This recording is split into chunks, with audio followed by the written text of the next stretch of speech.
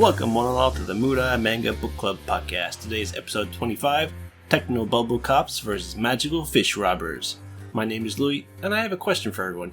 Can you get the bends if you breathe seawater? Asking for a shark. And I'm joined with my co-host. Seems like today's show is quite the catch. Tom! Hi, everybody. Welcome to another episode of the show. So for anyone who's new, we do two topics every week. The first one is we talk about things we've been listening to, things we've been watching, things we've been reading, mostly things we've been reading. And then our other main topic...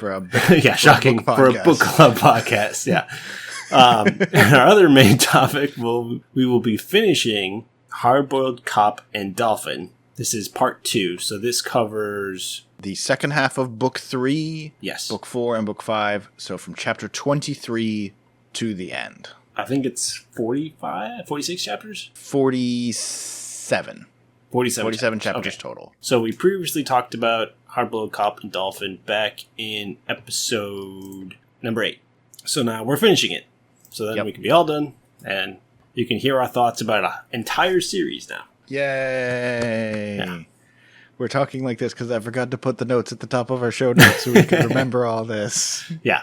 And now we have to keep it in. Things but for anyway, the future. Anyway, speaking about that, what have you been up to, Louie? Okay, so been reading a few things. First up is I got the new book for Dai Dark. So this is book 8. I don't think there's any more in English now. This is very much a story now looking into one of the 4 little shits. His name is Hajime Damamaru. He is the one who can't die. Mm-hmm. He is incredibly smart, but he looks like just a regular human. He's not the main character. He's not Death, who is another one of the characters on the ship. He's just a guy.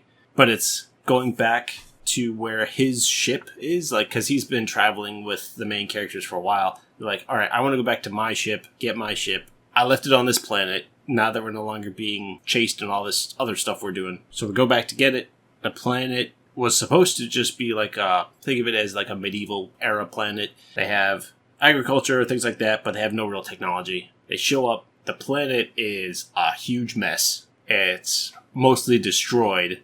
They're trying like, this is weird. And it didn't look like this when I left. It's like, it's been a little bit, but it hasn't been that long since he was back there. Okay. They're like inspecting. It's like, okay, I'm going to go find my ship. You guys just do whatever you want. Mm-hmm. So the two main characters, so for anyone who hasn't read this and is like, who are these people? So the main character is Zaha Sanko. He is the one who's on a lot of the covers. And then there's Shimida Death, who's obviously Death. Yep. They go off and like, what happened? What's going on? While he goes and finds a ship. So it turns out that everything was destroyed by some monster that came in out of the sky and is harvesting people. And it turns out that things on this planet can't die. Death would normally just tap someone as like, they're dead. And then they would eat their soul. Or Sanko would hit them with their axe, which would then pull out their bones. Oh, geez. Yep. But that doesn't work either. He's hitting them with the axe. He's like, how are you still alive? And then one of the people on the planet got into his ship. And I won't spoil it, but they messed with things in his ship and screwed up the whole area and the planet. I don't know if it destroyed the whole planet, but everything's messed up because someone snuck into his ship. Okay. And you actually, at the end, there are hints about what he really is and why he can't die. And I won't spoil them, but it's like, oh, yeah, he's not a human. He is something completely different. Okay. And there's hints at what it is. And it's like, wow, okay, was not expecting that. So it's good. If you like Dai Dark, this is a big backstory about the guy who cannot die. And it's like, makes sense. Wow, okay, yeah, he's something else. Yep. So wait for the next one to see if there's any actual fallout from it, because it's good. Then I read My Quiet Blacksmith Life in Another World, Volume 5 of the manga. Yay. So this is when the demon shows up to get her sword remade. Okay, I remember that part. Yep. Mm-hmm. For anyone who doesn't know, this is an isekai where a guy was reborn as a magical blacksmith in another world. He's helped multiple people. His thing is, I will make swords and things that I will sell, but anything I make specifically for a person, they have to come to me and get to my house, and then I will make it, and they will pay me whatever they think is appropriate. So he makes crazy swords, crazy all these things. So he makes a sword for this demon girl who arrived because she was actually recommended by one of the people he made the first two swords, Lightning. I don't remember her full name. Oh, yeah. But she was one of the first people he made custom weapons for. Yep. There's more that existential crisis of, I made these weapons for a demon. What if she goes out and kills your brother? It's like, well, you already made swords for these other people, so cat's out of the bag now. So what are you even thinking about it for? And his companion's like, don't even think about this. Yeah. So he makes her a not quite katana. I think it's too short to be a katana. I remember her, so I've read the light novels, and I've read a lot further ahead, and I enjoyed it while I was reading it, and as soon as I was done, I'm not so sure, but there's some good parts, and there are some interesting things with all that. Yeah. But the demon, it's a good part of the story. This is still definitely in a fun part of it, so good. It's good, but it's very much, okay, she spends most of the book making a sword for her, and that's about it, but it's fun. It's more of the same. Pretty much the series, Yeah. Makes another sword. And then I read a new one. Well, not new for me. Okay. It is called Soara and the House of Monsters. So this is a manga. The plot is Soara was an orphaned child who was trained to fight monsters. Any monster you can think of, this world has monsters. It's set in a fantasy world. It's not set in our world. She was an orphan. She was trained to fight monsters her whole life. You are going to be the most powerful monster hunter in the world. She goes up, stands before the king. It's like, I pledge my loyalty to you and I will hunt down every monster. It's like, great. Yeah. We're not going to do that anymore. And she's like, yeah, monsters want peace now, so we're good. We're done. No more fighting. And everyone starts cheering. It's like, sir, you could just go and do whatever you want with your life. Go spend time with your friends and family. Just don't worry about fighting anymore. And she's like, what? And she's like, I have this. Nothing else. I have nothing else. So she just starts wandering through the woods. And she's just wandering. It's like, what am I going to do with my life? She's just kind of wandering off. And it's like, okay, now what do I do? So she's still a strong soldier, but there's no one to fight anymore. So she's wandering around. And eventually she happens upon this little cave full of goblins. What are the goblins doing here? And then she hears another noise and sees 3 dwarves come up. And it's like, what are the dwarves doing here? The dwarves and goblins meet. And the goblins are like, oh, you finally arrived. It's like, yes, we're here to fix up your house. So what this story is about, going around to various kinds of monsters and rebuilding their homes. So these 3 dwarves are architects of various kinds. And what they do is they find monster homes, like they are requested. The goblins requested that we rebuild their house because and there's cool like visuals of this is what their house looks like, and it points out different things like, okay, this is drafty, there's a bunch of trash here, it's always cold over here,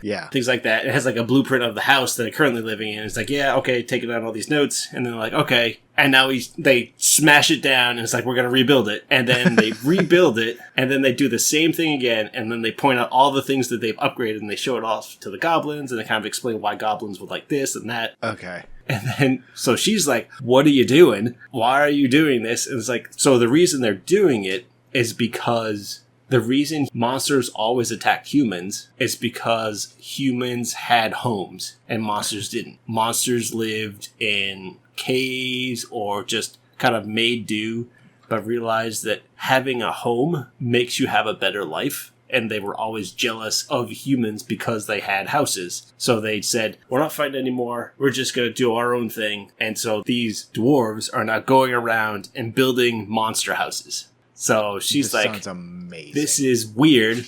But she then just ends up following them because she has nothing else to do.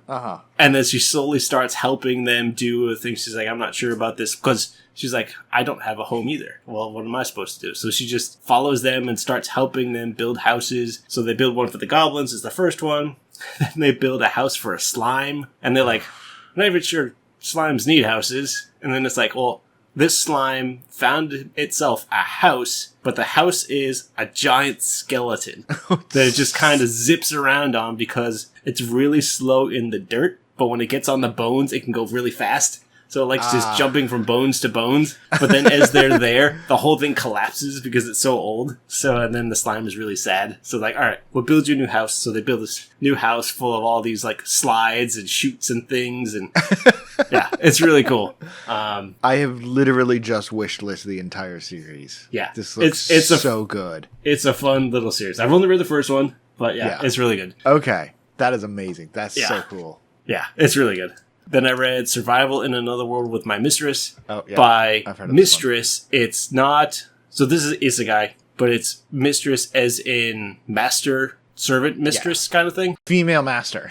Yeah, female master, not I have a wife and a mistress kind of thing. It's my female master. So I'm surviving in another world with my female master. It's interesting. So obviously he shows up, dies somehow. It's not really explained that well. Classic no, I don't even think he dies. He just kind of is there. Okay. So he just shows up in another world. Really the only thing you need to know. And then he's like, okay, he is, I think in his 20s. He is a office worker, but his big thing is he likes playing survival video games. Okay. That's what he does for his free time. Among, like, he goes running and all that other stuff. Yeah. So he's not like a shut-in or like a loner or things like that. Well, he is a loner, but he's not just someone who doesn't do anything. He has a real job, but he's really into survival video games. So he gets transported into this desert. He's like, okay, I need to do these things to survive or else I'm going to be dead. So he's like, okay, I'll go exploring and find some things. So he's like, okay, I found an area to live, like a little forest. This isn't what I expected getting Reborn. It's like, I don't even have anything. There's no inventory. Like, if this was a game, I would press, like, I, and then all of a sudden an inventory shows up. He's like, what? If I press I again, and the inventory goes away, it's like, wait a minute. So, the trick is, if he thinks about the controls on a computer, that's how he can control the game world. Okay. So if he presses tab, what you would expect tab would come up with, like, equipment, inventory, all those things. If he presses WASD and shift, he can move himself like he's playing a character. So there's this funny scene where it's like, okay, I gotta sneak. So control. So he crouches down, and then he's like, I can move. So he just shows him moving in a vertical circle, thinking of how he's like, control shift, up, down, control shift. He's just him. It's like, how are you moving like that? I have no idea, but it's working. So he's like, oh, if I hit space again, I can double jump. But then it's also the way the game works is very much like Minecraft. So it's like, okay, I have a shovel. Here's a crafting window. I was like, I can make a shovel, all these kind of things. If I just stick materials in my inventory.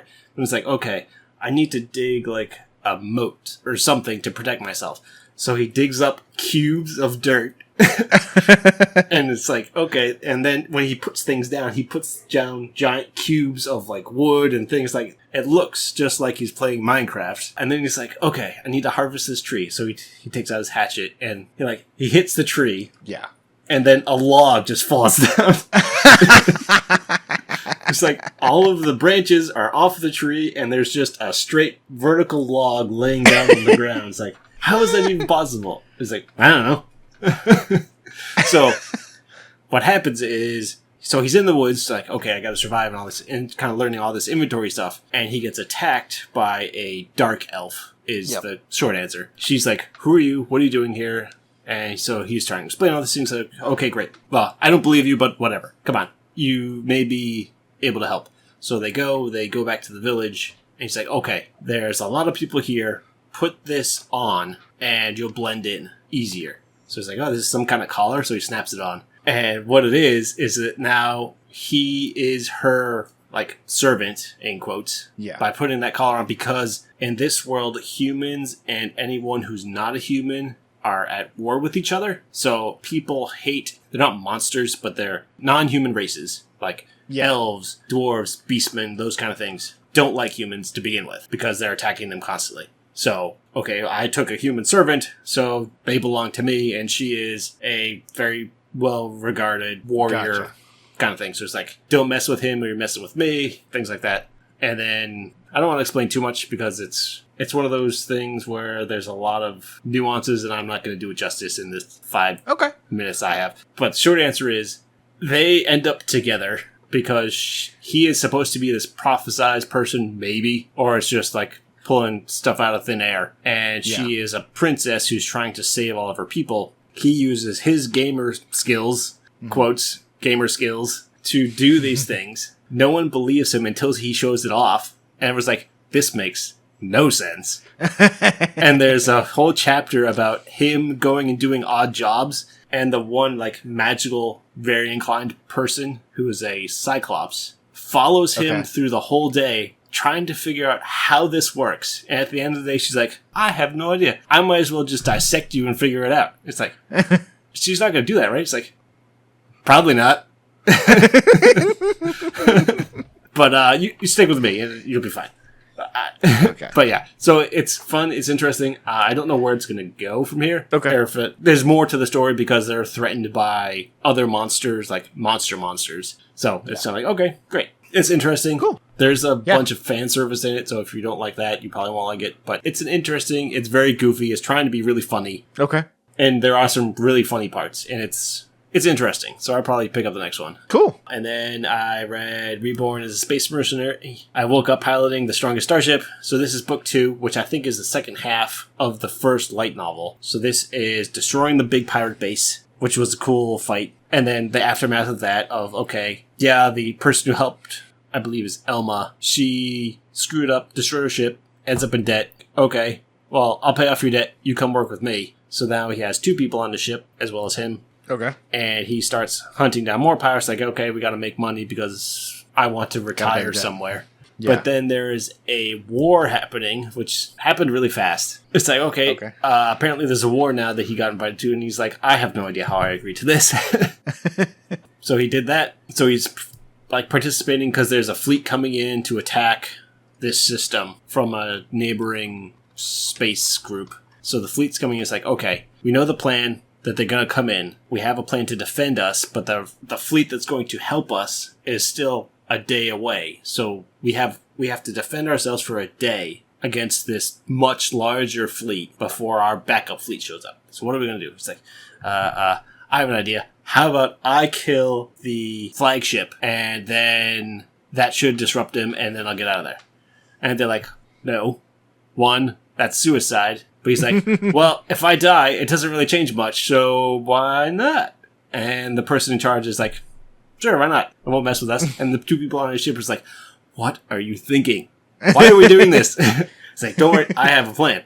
So in the aftermath of the previous battle, he found something. It's like a giant crystal. And what it does is if you break it, this raid boss, apparently from the game that this whole world is based on, shows up and just destroys everything. So it's like, you break this, it starts like a raid fight in your area. It's like, okay, defend yourself. So what he does is like, all right, so if I launch this at the flagship, it'll destroy the flagship and destroy most of the fleet that's attacking us. So the way he does this, he duct tapes it to a missile. It's like, that should work. So it's a really cool scene of him, the enemy fleet jumps in. It's like, okay, they're in. Now he jumps in to the same area. It's like, okay, I gotta zip through all of these people before they figure out I'm not supposed to be here. Hit the flagship and get out. So he does it. It's like, okay, crazy stuff happens. A huge space battle. He takes out the flagship. A lot of the other ships are taken out because of the raid boss he summoned. And he's like, all right, great. And then it's kind of like, oh, we got a ton of money for doing this. What do you want to do now? And then it's like, okay, we're going to go and do another system. And that's kind of where the book 1 ends, or book 2 ends, which I'm pretty sure is how the light novel ends. You've read the first one, right? No, I have not. I have not read this one. Then, the one I read was the other space one where he tries to become the villain. Oh, that's the one you read. Right. Yeah. Okay. So this one, it feels like this is a real ending because the end of book 1 is like, in the middle of something has to happen. This isn't an ending. Yeah. And we're about to go finish the fight and buy the next book. This isn't helpful. I don't know if this is good or not yet because we haven't actually had a space battle. So, but book 2 is chock full of space battles. So if the space battles in book 2 are, if you like them, they're good. I think they could definitely be improved upon because of just how it flows. But it's good. Okay. Be interested to see where it goes next. There's quite a few of them. There's quite a few of the light novel and quite a few of the manga now. I think there's 8 manga. So, and there's quite a few light novels already. Okay. So, 2 more. I read I Want a Gal Gamer to Praise Me, Volume 2. It's a continuation of the first one, so this is pretty much about a guy who was a shut-in, wants to become a professional gamer, hires a tutor to kind of help him become a professional gamer because he's good, but he's not great. So he's like, okay, maybe I could get some tips from this pro gamer. So comes over, turns out it's a girl from his high school. She's like, okay, great, yeah. So book 2 is very much their interaction because he joined a video game club at the school with her, now that they have 2 people. So it's about that. It's about him going to school and actually trying to be there. But there's so much of them interacting in ways that makes the other one either think of something or blush uncontrollably.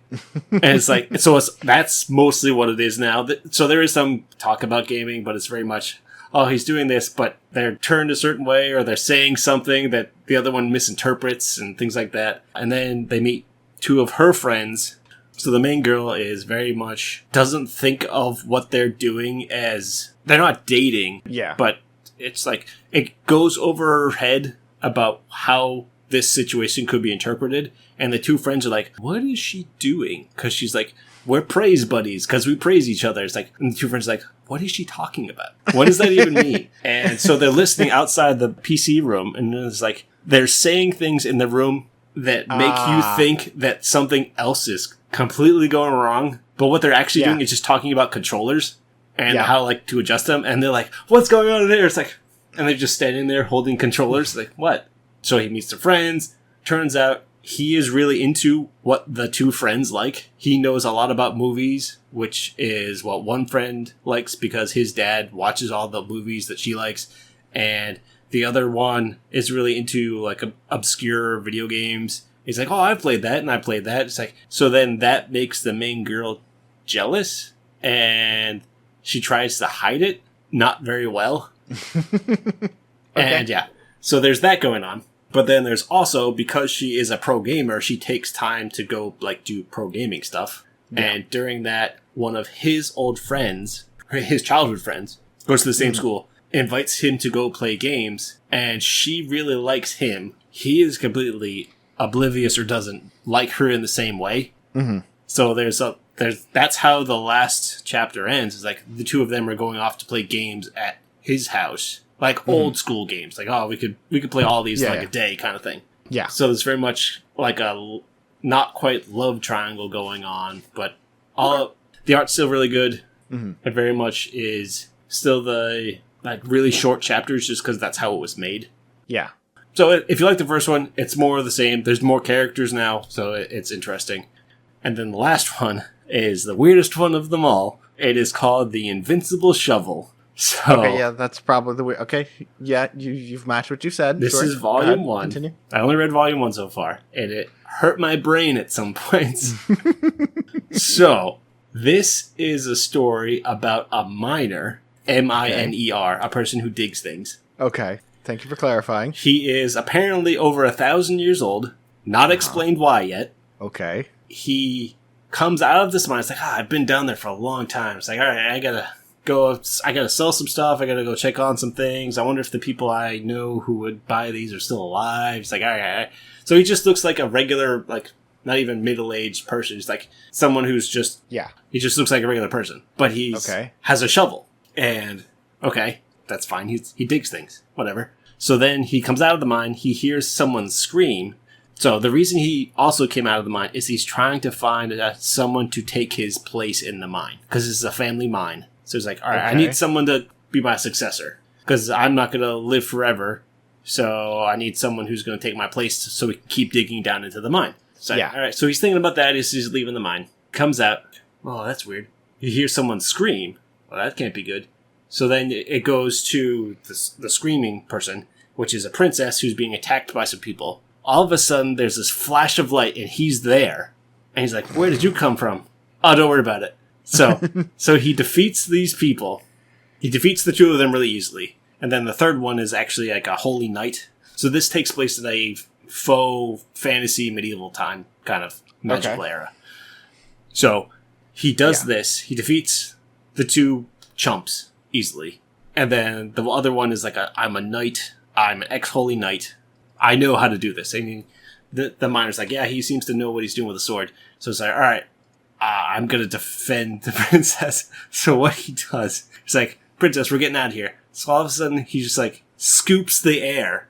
And they show up, it's like, wait, where are we? It's like, oh, we're at my house. How did we get there? I dug through space. It's fine. What? It's like, no, yeah, I just dug through space with my shovel.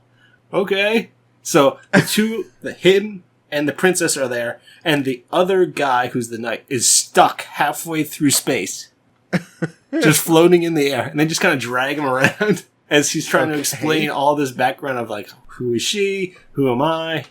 So she's a princess. She's some evil person took over the king, killed the king, wants to take her to be his wife, so then he can rule legitimately. She's been replaced, so everyone's hunting her down because she's wanted, blah, blah, blah.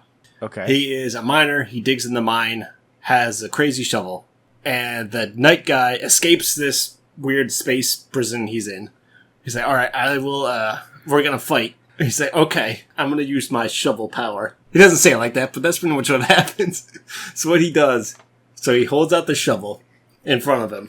The other guy has a sword. He's about to attack. He's like, all right, I'm going to dig your sword. He doesn't say it like that, but that's the idea. And what he does is he fires off an energy beam that destroys only the sword and the mountain behind him. So that happened, and so the guy just runs away. He's like, all right. What happens is that now it's just him and the princess, and the princess has no idea what's going on. And what they're trying to do is they're trying to find these 7 jewels of different colors. Like that, when you do that, you can ask for a wish, and it'll be granted, and she's going to wish for the Demon King person, or not Demon King, but the person controlling everything, who's some kind of demon thing, to be destroyed. So that's what she needs to find. The other one, she only has 1. It's like, okay, great. Okay. We'll go find the rest of them. Because apparently he dug them out of the ground before and gave them to the kingdom. It's like, oh yeah, I dug those out like, I don't know, 500 years ago. What? Okay. So then he's like, all right. So he holds the shovel up to the stones. He's like, okay, they're that way, like a divining rod. He's like, the closest one is that direction. Okay. So if we need to go that way, we have to go all the way around this mountain, all the way over there. Take us about a couple weeks. It's like, or we could just go through the mountain. I think it's not too far. So he walks up to the side of the cliff, and he's like, he looks at it, holds the shovel up to it, and just goes, boop! And it's just, boom! 1 kilometer of the mountain has a big hole in it now. He's like, all right, it should take us about 10 more times. So this is where it explains how over the top weird this story is. You don't say. So, the way he got so strong, he's like, I wanted to be a better miner, so I started digging. I could dig a certain distance in 10 minutes. And then it's like, okay, I gotta improve. So I could dig it in 5 minutes. I could dig it in 2 minutes. And then I could dig it in like 10 seconds. But for some reason, I couldn't dig it any faster. So what I did is I dug out my interpretation of reality. I dug out space. I dug out reality itself. And now I can dig incredibly fast. And it's like, what? It's like, I can just dig because I dug out my doubts from myself. And it's like, this is a whole series, isn't it? I know. It's like 7 books. Okay. Okay, good. So he dug out his reality of doubting he could dig faster. It's like, so it's really funny and it's so over the top, but I'll skip to the funny parts. So she becomes completely obsessed with him. And for the rest of the book, I'm talking about every time she speaks, she inserts shovel in almost every other word. Because she is now completely infatuated with him because of how crazy this whole thing is. It's like, oh, one day we'll shovel. What? He's like, what are you talking about? That's not how you use a shovel.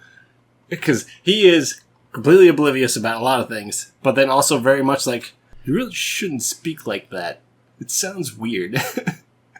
oh, you're shoveltastic, or I can't even, but it's like every other word almost. It's like somehow shovel of some kind is just stuck into the words. This hurts reading it.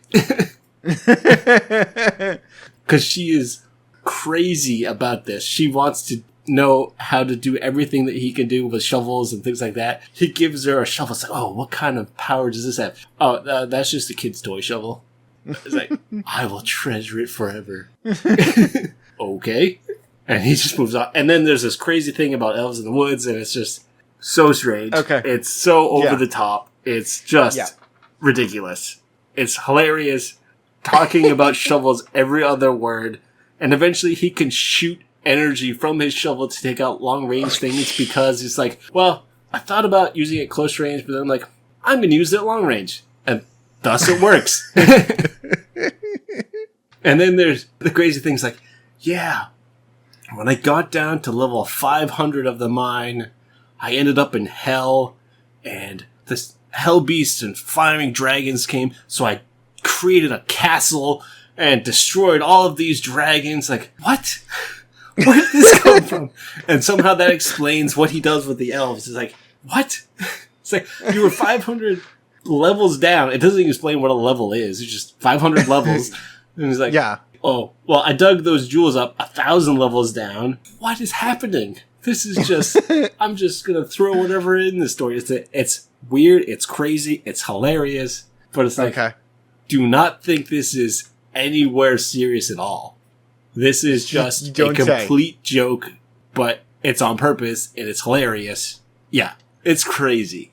So if you want a serious anything about this story, it does not exist. This is an over the top. We're just gonna throw whatever we want and go from there.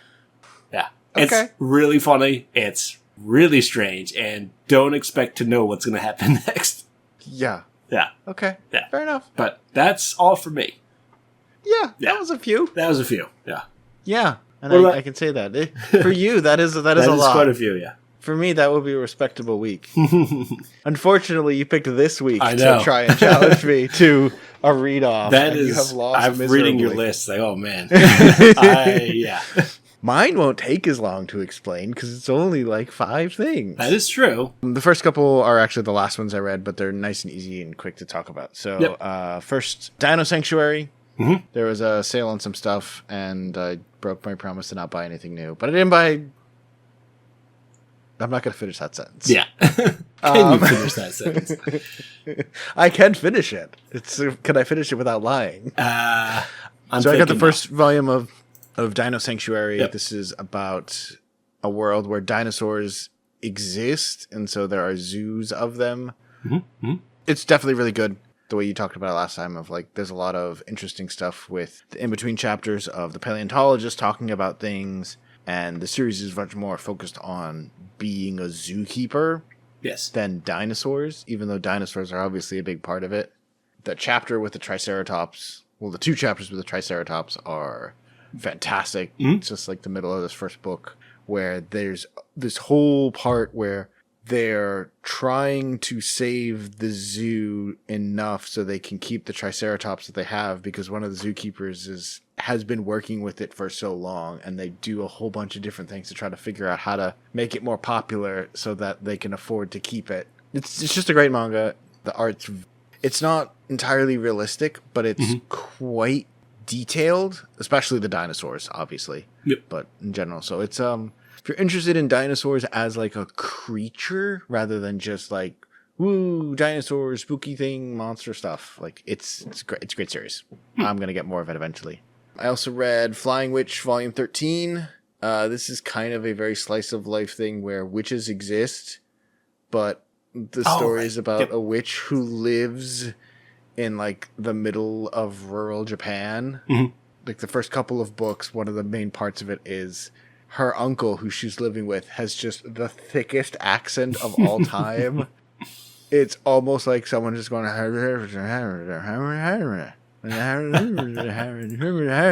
it's like, it's almost... His dialogue is almost actually written like that. It's very That's funny. Lighthearted, relaxed. So this is the newest book that just came out, because I'm all caught up on it. Mm-hmm. So there's Some kind of interesting stories. Nothing.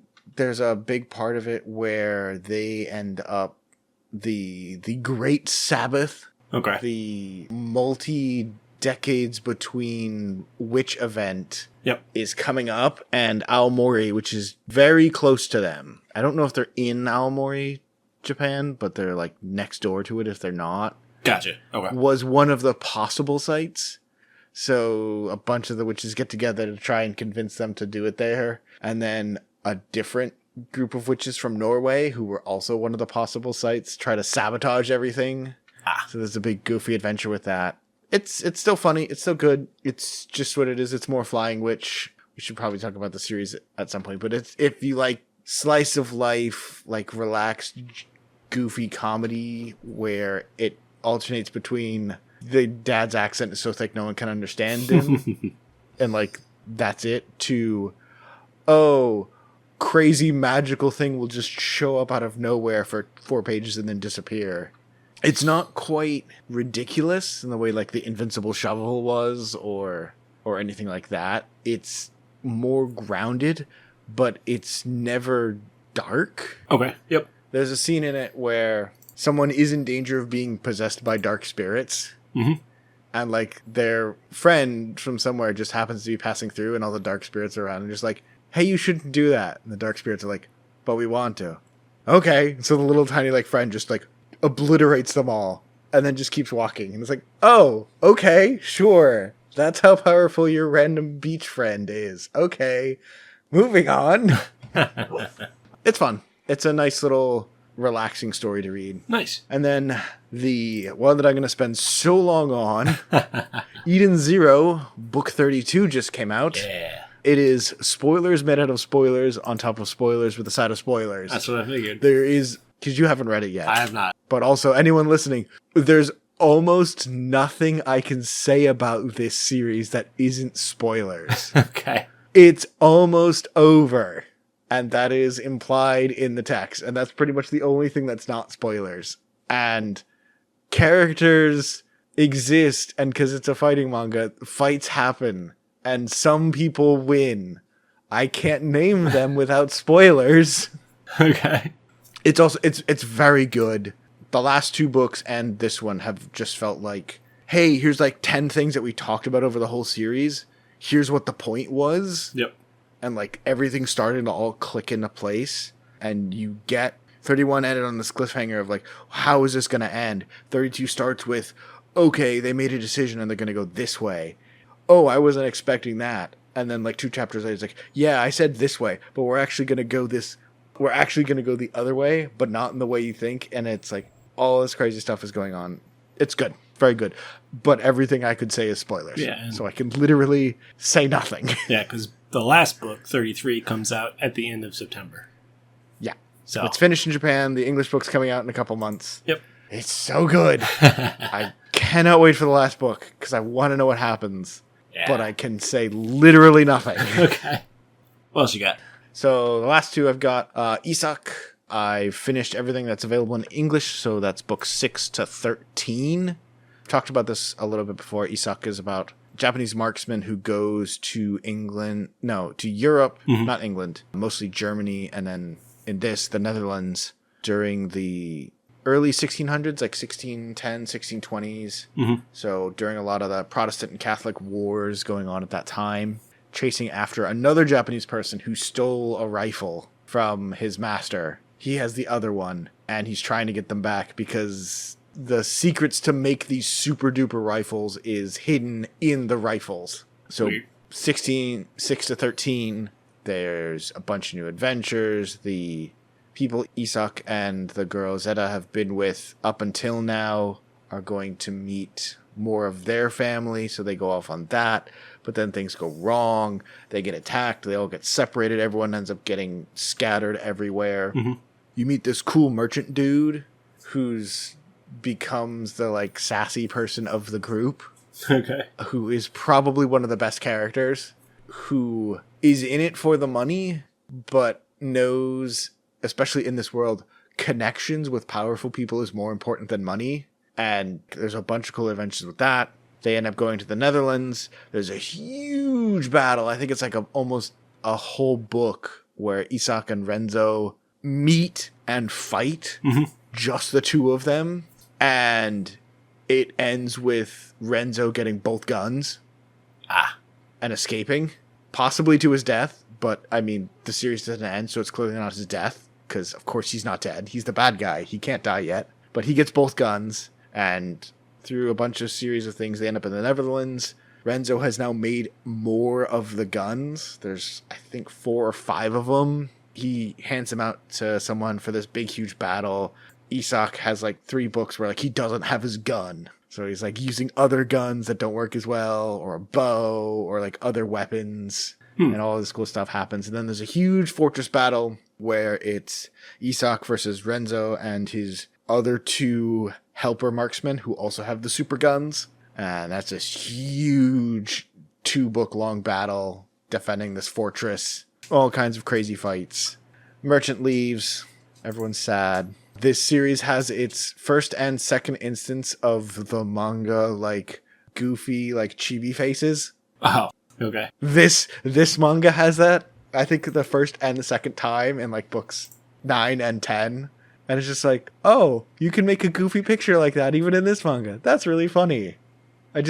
I can't summarize 7 books in any coherent way. So it's very good. It's very fun. The battles are still huge. They're very well thought out. Issak and Renzo's fights, whenever they happen, are crazy. We're on I think the second to last section. Issak, by book 13, is back with some of the people from earlier in the series who are working with the Netherlands to stop the Spanish again, because it's been like a year and a half since the beginning of the series, and they're defending supply lines. Issak is free from being a mercenary from all the work that he's done, so he's doing this, and then probably after that it'll be chasing down Renzo in the final fight, because the series has ended or is about to end. I believe they're going to get to like book 19 in Japanese, so I think this battle will go on for another book or 2, and then there'll be the huge final battle. Okay. But it's really good. It's really, really good. Issak is insane. Zeta is always fun to have around. The merchant is the best goofy character. They invent bayonets. Issak, like, hands him a dagger to, like, help fight. And he's like, what the hell am I supposed to do with this? I can't reach anybody with this. I'm defending a wall with a dagger. How does this help? So he sticks it on the end of a gun and just starts poking at people. And everyone's like, oh my god, you're a genius. What? Yes, I am. I'm so smart. I did this on purpose. Yeah. Yes. And Zeta is, like, constantly, like, talking down to him. It's like, you're thinking something stupid again, aren't you? Of course. Because he's, like, there's, like, a half a page of him, like, trying to think of, like, the name to patent it under. It's very, very good. The series is constantly moving. Things are happening. Issak in battles versus Renzo are always good. Even the part where he loses, like, when they all get separated, or when he loses the gun, and, like, there's all these different little subplots going on. The story always moves forward and holds together, so it's an excellent series. I cannot wait. And then I just have just one more. This will be fun for you. So I bought Coppellion, the whole series. Okay. Books 1 to 26. Wow. And I read them all in a day. That's nuts. I had a day off, and I was like, I'm going to start reading this. And then, like, by the time I got to book 19, I'm like, I don't think I'm going to be able to sleep tonight. I'm just going to finish this. So I'm not going to summarize the whole story. That's probably a good because we have a second half of an episode to do, and it's already going to be super long. Yeah. We already had so many other things to talk about. But Coppellion, we're definitely going to be covering this at some point. This is an amazing series. Okay. It is a seinen series, and this was started in 2008, which is important only because of when you hear what the series is about, you'll be like, oh, this started before that. Gotcha. In Coppellion, Tokyo and most of the main island of Japan, Honshu, the northern half, is all completely destroyed.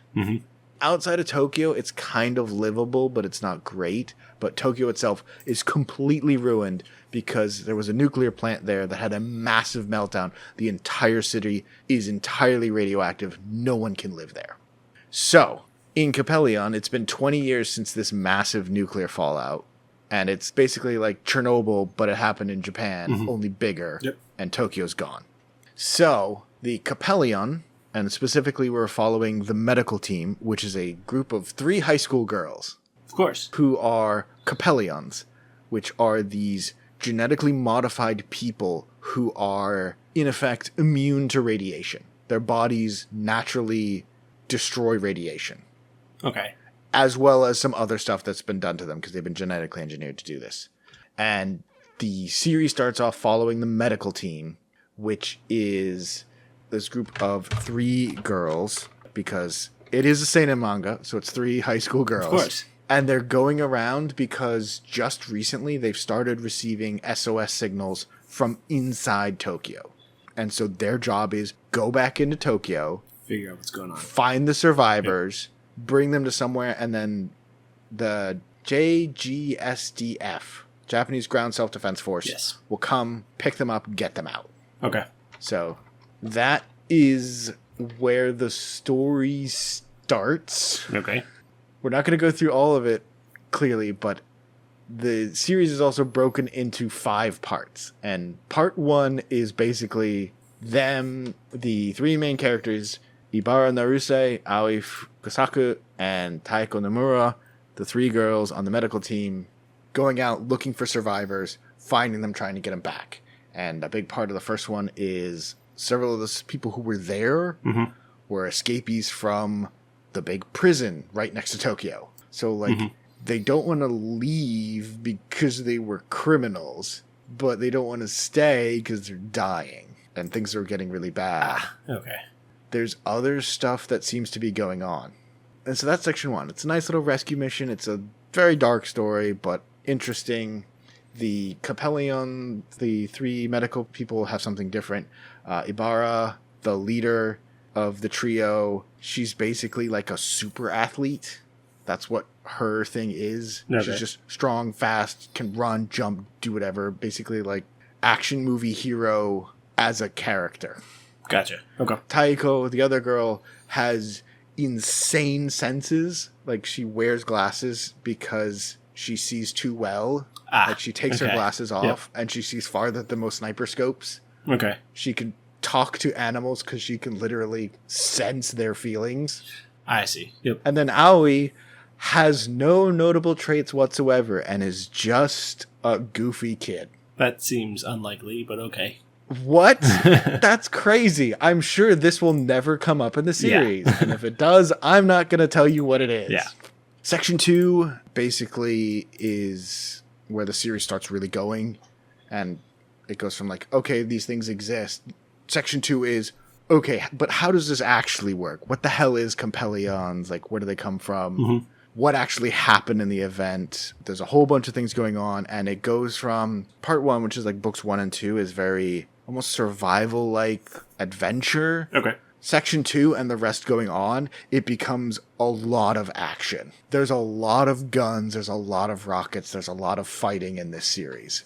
You may be wondering, how is that possible when you're in a nuclear irradiated thing where people can't survive outside at all? That's a good question. I'm not answering it. Okay. It is answered. But a lot of it is people being like, well, I'm going to die of radiation anyway. I don't care. But True. I'm going to stop you from getting away. And there are other Coppellions. We start off following the medical team, but there's a cleanup team, which is a big part of section 2. There are some crazy battles already. You start to get a lot more of the sense of what happened in this world. And then section 3 comes in and everything goes insane. You get the Doctor! Which you can take that as you will. Because things weren't insane enough already with someone who has the power of electricity and the person who can lift tanks. Yes, those are things that happen. Oh, and like a super medicine that makes you invincible to radiation for 10 minutes that you can give to regular people. And an entire division of the Japanese ground self-defense force that all died, but didn't die and have been trapped in the city the whole time. There are also fossiloids, dinosaur fossils that were attached to robots. Of course. They're fossil droids. So now they fight dinosaurs with rocket arms. It literally, at one point, and I'm saying this literally, and I'm not going to explain it, and when you get to the point, you're going to understand it. It literally becomes so anime at one point, it actually becomes anime. Huh. I'm not going to explain that any more than that. But it literally becomes so anime at one point, it becomes anime. It's amazing. It's such a... That specific part I'm thinking of is very stupid, but like, oh, it's so good. There's all these nuclear shenanigans going on in the background, political shenanigans going on in the background, military shenanigans going on in the background. The international heads of state are all ridiculous caricatures. Okay. The American president is this huge buff-chested guy with a giant chin. And like at one point, because they're at like a conference in Japan, he'll just talk in English and someone else will just translate in Japanese, but he's just like, I love war. It's like, we think that nuclear power is a useful thing. Killing is awesome. We're going to talk about environmental discussion. Like he's just shouting these things around and someone else is pretending to say what he's saying. And yeah, that's section 3. And then that's stuff happens. And that's probably the major part of the series. Mm-hmm. And then section 4 is, okay, it's time for people to start dying. And a lot of people start dying. It's very, like, dramatically tragic. Mm-hmm. But also there's a giant war in Tokyo. But not really. But also yes. And then section 5 is the thing that they always said they were going to do. The action in this series is, we need to do A. And so they're like, okay, we're going to do A. Oh no, our car broke down. Okay, we're going to change it this way because our car broke down. Oh no, we got on this other car and that car exploded. Okay, we'll walk there. Oh no, someone's there with a rocket launcher. They're shooting rockets at us. Like, okay, we'll knock this building on them. Oh no, that building housed a fossiloid. So now we got to fight that. Okay, we'll take out the fossiloid. Oh no, that caused the radiation to spread. So now we have to run away. Okay, like every time they solve a problem, it causes something else. Okay, yep. And it just keeps happening and happening and happening. It gets very realistic. Very, very ridiculous. Not realistic at all. No, it's insane. The number of times they run out of ammo and then find more ammo. It's like it's a video game. And it's like, oh, boss fight's coming up. All right, everybody gets new guns. It is... And again, this started in 2008. Mm-hmm. The massive earthquake that caused the nuclear fallout in Japan was 2011. So this started before that, and it's going to talk about that here and there, but it's not that. It's very much over the top the whole way through, and it feels like a survival adventure series at the start, but no, it's an action series, and it's usually like a bunch of people in a car fighting giant robot, or other people in a tank, or a B-52 bomber. Okay, I'm going to use my special gun that has acid bullets. It's like, yeah, well, I'm going to use my superpower that lets me shoot lightning. It's like, yeah, well, I'm going to literally turn into dust, fly around you, and reappear behind you. Yes, someone has that power. Of course. That's not the most ridiculous power. It's not even close to the most ridiculous power. And it ends... Again, I read books 1 to 26. Mm. It ends, and it has the ending that you expect. Okay. Granted, you won't expect it from the very beginning because you have to see all the stuff that happens. Yep. But when you get to the ending, what happens in the ending is very much the ending that you expect, but every single thing that's been brought up over this whole series is addressed. Mm-hmm. Who is this person? Who is that? Who did this? Who did this other thing? What's going to happen with the political stuff? What's going to happen with the treaties? What's going to happen with the Japanese government? What's going to happen to the Coppellion? What's going to happen to Tokyo? What's going to happen to every single one of them is brought up and gets its ending. Mm-hmm. And it's good. The other thing that's really special about this is it looks like it was made in the 80s. Okay. It has like 80s, 90s anime manga vibes. Yeah. It's not. It's from the late aughts to early 2010s. But it feels so much older, except for the fact that it is so detailed. There's buildings and things all over the place, and like everything's ruined from like 20 years of neglect, and like you can see all the grass and things growing on it and things falling apart. It is an incredible series, and I'll tell you more about it next time when we actually talk about it. But I read the whole thing, and I can say without reservation it is great, and it deserves a lot more attention than it's gotten, because it is fantastic. Okay. Yeah. Cool. Also, there's a part where it's a group of high school kids fighting against a group of giant robots, fighting against a group of airplanes. Okay. That's cool. All at the same time. Of course. Why not? All at the same time. It is... And it's... How do you sum up 26 books? Badly.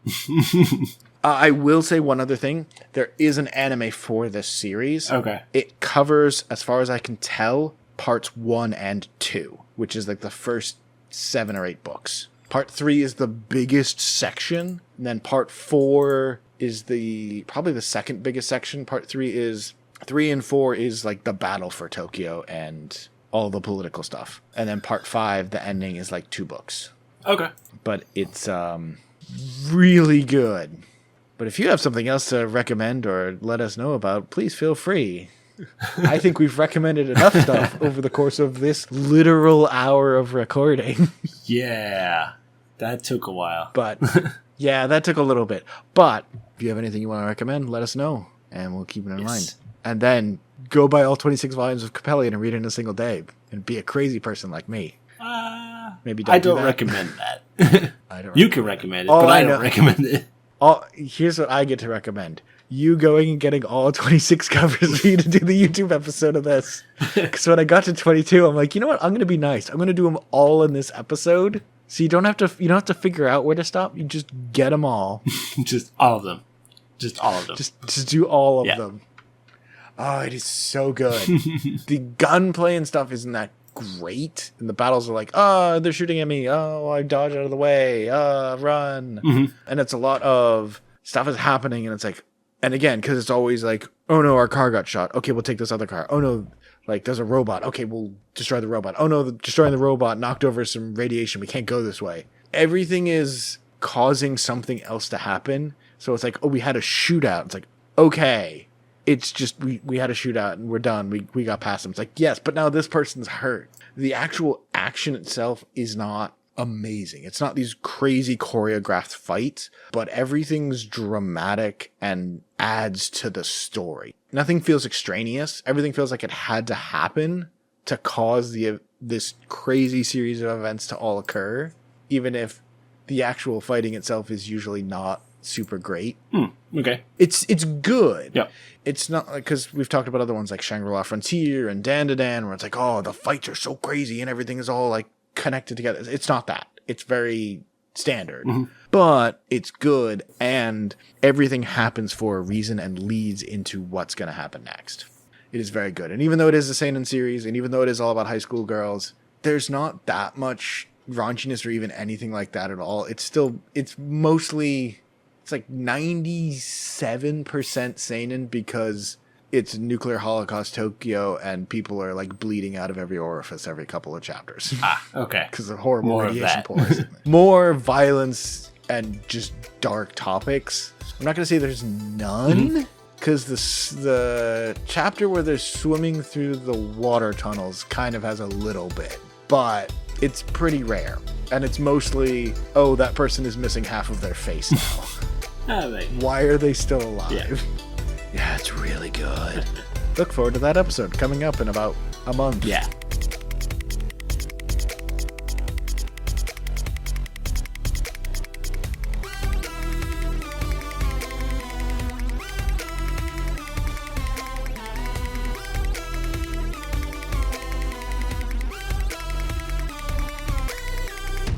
So our main topic for today is going to be Hard-Boiled Cop and Dolphin by Ryuhei Tamura. We're going to be covering the second half of this series, which is chapters 23 to the very end, or the second half of Volume 3 to the end of the series. We did cover the first half of the series back in episode 8. Yes, that's the one. So we're going to be covering the rest of this. This is your one and only massive spoiler warning. We are going to cover everything that happens in the series. Maybe not entirely in detail, but we're going to assume you either don't care about the first half or already know it and have read the second half, or don't care about spoilers for the whole thing. So this is your one warning. We are going to be talking about the whole series. We're going to be talking about everything. We're not holding anything back. So that is your warning. Saying that, and I think that the way we usually talk about things in the show is we sort of talk our way through the story and things we like about it. I don't know if that's always good for every series, but I think for this series in particular, the best way for us to, at least for me, to say what I really want to say about the series is if I tell you what happens, which is a weird thing to say, but trust me on this, there's a point to it. So we're going to go through the plot first, make sure everybody, even people who just don't care and want to find out what happens, you're all on the same page, and then we're going to talk about why afterwards. So if you know everything and you're like, I don't want to listen to you guys just ramble about the story, like, trust me, there's a point to this. Pay attention. But to give a quick summary of the characters and things like that from the first, this is a series set in Onigashima Island in south of Japan, sort of near where Okinawa would be, or southern Kyushu, southern Shikoku. I don't know if it's exactly specified. I don't know if it's even a real place, but I think it's more closer to the Okinawa area. It's a very small, low population island.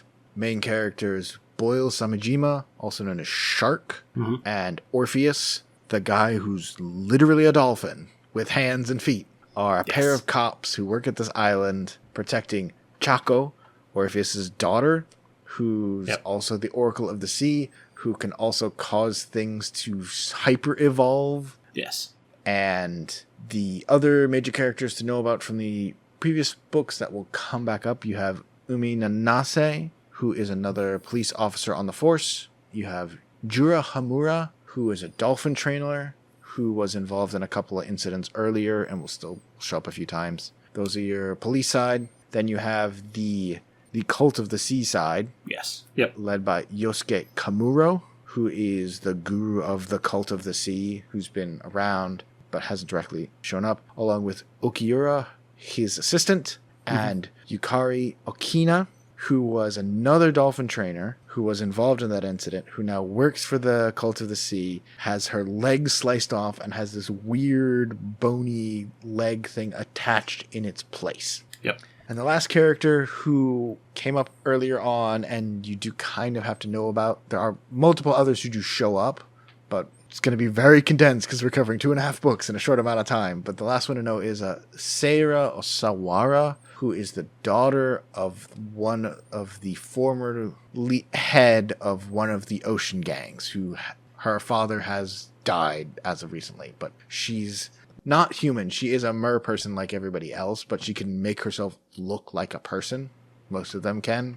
And she is the daughter of one of these crime families of the ocean gangs. Yes. But yeah, so I picked where we stopped last time for a very specific purpose, because the last 2 chapters, they get a house, and that's all that you need to know from that. Where this picks up is the very start of the second half of the series, and a group known as Section 7, who will also be called MIU, M-I-U, are a special group within the Japanese police force, specifically dealing with water crimes and things like that, are coming to Onigashima to resume the investigation into the Cult of the Sea. Their ship is hijacked, and then they beat the crap out of the hijackers, who are all these mer people, ocean gang people. It's a fun little chapter. There are 6 new characters who show up.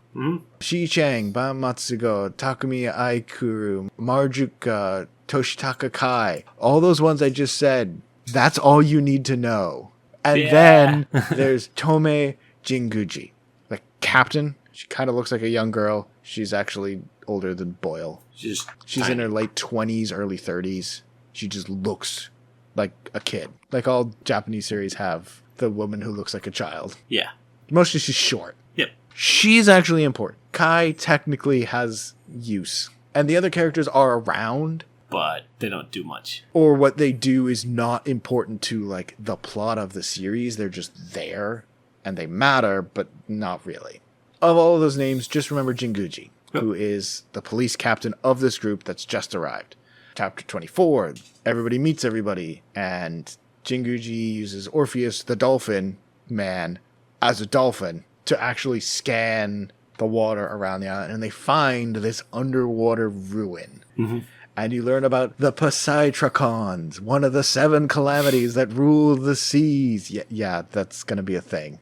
That's what they're looking for. So, correct me if I'm wrong, and I don't think this comes up, but do they tell you what the other 3 are?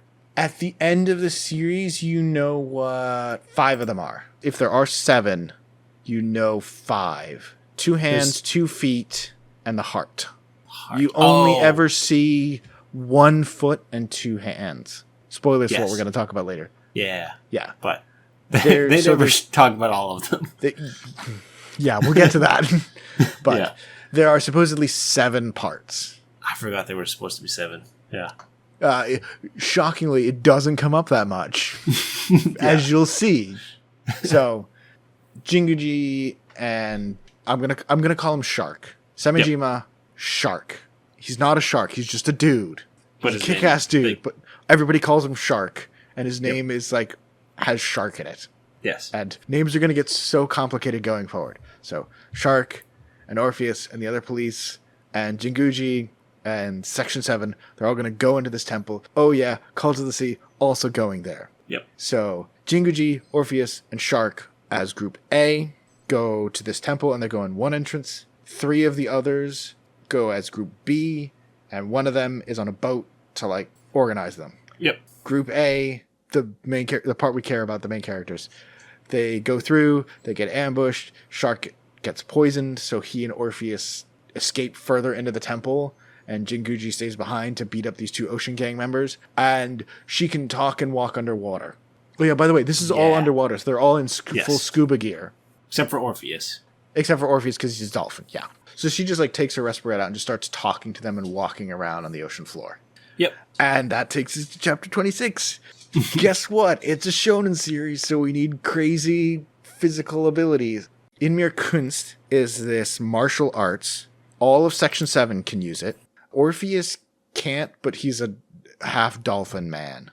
So he's got his own stuff. But all of Section 7 can use it, and they started to teach Shark it, and it's basically a special martial arts that allows humans to walk, fight, and breathe underwater for a certain amount of time, 10 to 20 minutes. Supercavitation and bubbles and fluid dynamics and other technobabble. Yay, it works. Mm-hmm. Jinguji kicks the crap out of the people who ambush them. Shark is suffering from the poison, but he's able to deal with it because he's a badass. Yeah.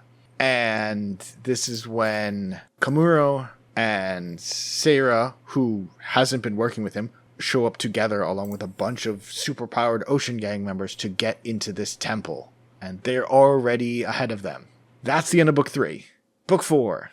Let's keep right on ripping through this. Book 4, Chapter 27. Umi Nanase, the female police officer who's just one of the regular officers, she's watching Chako. And you find out that her mom died exploring the temple that they're in right now as a diver, called the Sacred Cave.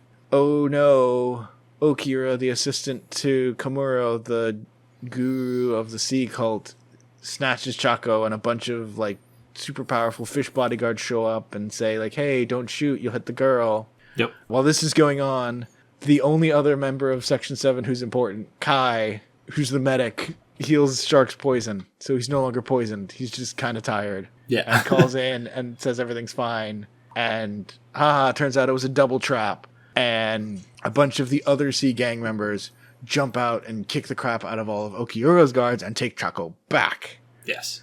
And we'll come back here in a moment. Chapter 28. You find out the reason Kamuro is looking for this temple is he's looking for the left hand of Poseidon, which makes sense because we're looking for the Poseidrons being in this, one of them being in this temple, specifically the left hand. Right. Because we've already seen the leg. We've already One seen of the the leg. legs. That's what Yukari had. You just didn't know what it was at the time. Now we know about it. We haven't seen it in use. Yeah, so the picture of the leg as almost like scale armor going down her foot. That's what this Poseidon Draconis stuff looks like. Like dark fantasy armor, but bone instead of metal. Yes. That's like how it sticks in my head. Yeah. So Komuro wants this because he wants to flood the planet. So while they're getting further into the temple, one of the sea gangsters, a guy called Catfish Namazu, is sent to go slow them down. He throws Shark into the water, and he's about to beat the crap out of him. Orpheus is like, oh no, he's not going to be able to survive. Everything's bad. And Jinguji's like, no, just let it be. It's fine. And turns out she was training Shark and was only able to teach him one thing. Yep. The ultimate super move. The move nobody ever mastered before. That's a direct quote. Roiling waves, which he uses once on Namazu. There's a great image of him training where he's in a pool and he's like, I see you're able to do the roiling waves. And then the camera backs out and there's a crater 3 times the size of the swimming pool on the other half of the swimming pool. Yeah. It's just oh. So he obliterates Namazu in a single hit. Roiling waves is based on pistol shrimps, so it's plasma force. And he does it by doing the little water squirt gun you can do with your hands by making a little cup in your hands and just squeezing water out. Yeah. It's like a giant shockwave. Yeah. Yeah, it's that, but it's end of universe destruction. Yeah. And it does hurt him too. Yeah. At this point, he thinks he can do it probably one more time. Jinguji says, it's a last resort. Don't use it again. But that's chapter 29. They're going further in. Mm-hmm. Oh, no. Turns out Okiura, who's about to be arrested, surprise, Yukari was also there with her super leg and beats the crap out of the sea gang members who were helping the police. Now, in chapter 30, they have Chako back again. It turns out the right leg, the Poseidrakon. This Poseidrakon, the right leg, has the power to sever the ocean that slices the sea. So she kicks her leg, and there's a 20-foot wide just line cut in the ocean, and all the water's just gone. Think all the way out to the temple. Parting the sea. Yeah. Yes. And so Yukari, Okira, and Chako under her arm literally walk to the temple from the beach after beating up the rest of the cops. Yes. Then the water floods back in as they get to the temple. Team B of Section 7 show up and they have a huge fight, and it's kind of back and forth between them. And then chapter 31, the cult currently has 4 of the Poseidrakons, and Chako suddenly starts talking weird. Her eyes change, her voice changes, and she tells Yukari, who she also calls Lachnas, for this chapter. This is never brought up again, but she does call her Lachnas. Hey, don't use the leg. Yukari ignores her, uses the leg anyway. So Chako evolves into a young teenager, although causes Yukari super pain. And then Chako uses her god powers to blow all the other 3 of Section 7 away, knocking them to the surface, flipping the ship over on the surface of the ocean where they're 100 meters down. And Okiura says hey, but you can't go in the temple, Super Chako, Evo Chako, I don't know, whatever she is. Yep. But she's it's fine, tries to walk in, is immediately electrocuted, collapses, well, and it's a very silly scene where she just starts talking like an 80-year-old man. Yes. Well, I guess I screwed that up. And then de-evolves back into normal. And they're pick Chako, the 4-year-old, back up. And her and Yukari walk into the temple. And then we jump back to the fight in the temple. And Kai, the medic, Orpheus, and Jinguji arrive where Komuro the guru is. And, hey, guess what? Names are going to get complicated. Orpheus doesn't call him Komuro, but calls him Murofushi. Yes. And then immediately after that, as soon as you're trying to think, well, what's going on there? Shark just had apparently dived under and snuck around back and just climbs out and just punches him in the face. Yep. Surprise! Chapter 33! So he's got him, like, down, and it's like, hands behind his back to start arresting him. Yeah. And then the other gang members basically all jump in. Even Komuro is like, it's fine. We're just talking anyway. We're all just waiting. We just have to wait. Doesn't really matter what happens. But the gang members all sort of are about to start fighting. This butler guy attacks Shark. Ikkaku, this crazy swords-wielding fish, destroys part of the bridge the other cops are on. And then Soara, who was like, oh no, I'm not with anybody, people, or the cult. I'm just here because it helps my side. Hey, guess what? Helping my side involves also taking Komuro hostage with a knife. And says, hey, don't kill Shark because the chamber's starting to flood and the butler's beating up Shark and destroyed his respirator and his face mask, and so he's going to die and drown. And now we get chapter 34, we get Soara's backstory. We mentioned her. She's the daughter of the head of one of the big sea gangs. Yep. He got extremely ill. Through a series of events, Komuro comes to help, starts to cure him, and then he dies. Part of the cost of the cure was that Soara and the gang would help Komuro and the Cult of the Sea, basically blackmailing her to keep helping. But then her father died anyway, and so she was leading him along and using that to keep tabs on what he was doing, and while wasn't necessarily stopping him, was helping him, but ready to turn on him at a moment's notice. That being now. And she apologizes to Shark and is like, I'm sorry that I'm going to murder this man. And Shark is like, no, don't make me arrest you. Yes. Because if you kill him, then I have to arrest you, and that would be bad. And so now the huge fight breaks out. Jinguji, the captain of the cops, fights Ikkaku, the fish swordsman. Orpheus goes against some people who are not named and will just get the snot beaten out of them after several pages. I don't know if their names are ever mentioned in the story. I don't think so. And Shark goes against the butler and uses roiling waves on him and blows his arm off. Right. Literally, his arm is gone. And it's just like, oh yeah, and by the way, like all good divers, Shark has a second respirator. So he's fine. Yeah. That's how you scuba dive. You have 2 respirators. You have a backup in case the first one breaks. And the butler guy regrows his arm. There's another great 2-panel scene of Shark being like, oh, thank God. I was going to get so much trouble. I was going to get fired for that. I blew a man's arm off. That's not okay. That's not police procedure. I couldn't do that. Oh, but it just grows back. Okay, now I'll just punch the crap out of him. Yeah. Soara intervenes. She's sort of fallen in love with Shark. And that's one of the reasons why she's helping them. Only Komuro ends up beating the crap out of the butler instead. Because Chako's here. And so now the giant door opens. Yes. That's the end of book 4. Minor, personal stuff, and I'm not going to say any more about this, but I did not know that there was only one more book when I got to this point. Ah, okay. Guess what? Yep. There's only 5 books. We've now reached the final book. It was when I got to the end of the first chapter of book 5, I'm like, oh, this is the end. Okay. This makes so much more sense now.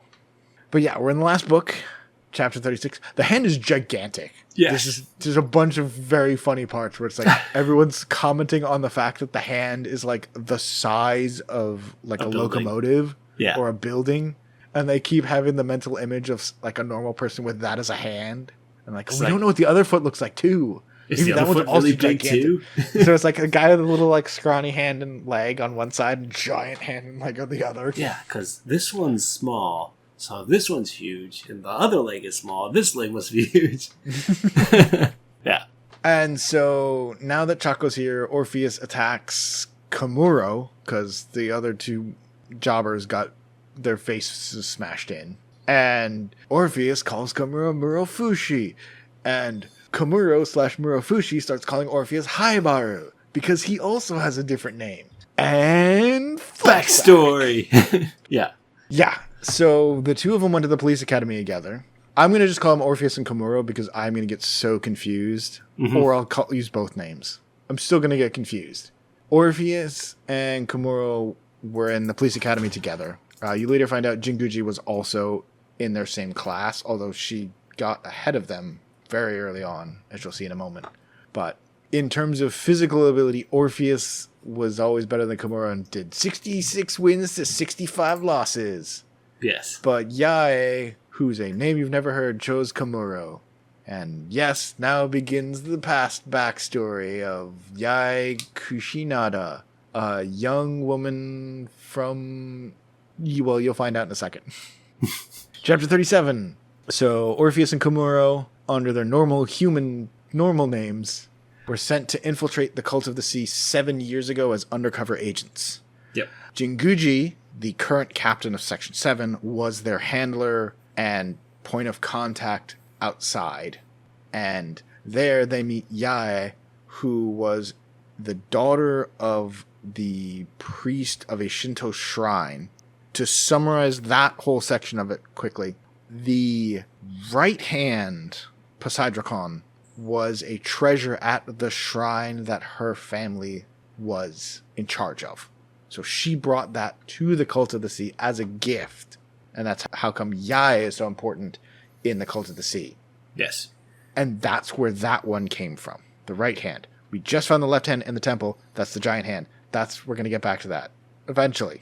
But anyway, so they start bribing their way and they get into the inner circle and you meet the original guru, who's just some random balding dude for now. It's a picture the guy you would think of as running a cult in Japan, and that is pretty much what this guy looks like. No. So picture the guy you think is going to be running a cult in a Japanese manga. That's Komuro. Picture the actual human you would expect to be running a cult, only like balding. That's the actual guru. Yeah. He's just some random person some you've dude. never seen before.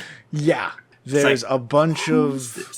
it's such a great scene where he shows up and you're like, he's what? just lounging there on the ground. He's just with some a fan. dude. Yeah. He's just some guy. He's not even... I don't think he even gets name. No, he gets name. He has a name, yes. He has a name. But like, yeah, he's just some dude. Yep. And there's a reason you never see him in the future. Well, yeah, that's coming up. And Yeah. he's not literally just some dude. There is a whole point to this, and he has discovered something that gave him this power to run this cult that you'll find out about. But when you meet him, it's just this moment of like, who the fuck is this? Yeah. They get brought into the inner circle, but the rituals and purification and things are getting really intense, and so Orpheus and Komuro decide to pull out and bring Yae with them. Yes. But it's a trap, and the cult captures them. Yep. 38, Orpheus and Komuro are going to fight to the death to see who would even get forgiven, even though neither will probably get forgiven. Instead of fighting, Orpheus cuts his right hand off. Yep. And basically chooses to lose to save Komuro. And Komuro starts working their ass off on behalf of the cult, even though they're a cop, because that will keep Orpheus alive. Yep. And remember, they're both still just normal people right now. I mean, Komuro looks the same, but Orpheus just looks like a regular Japanese guy. Right. Now missing a hand.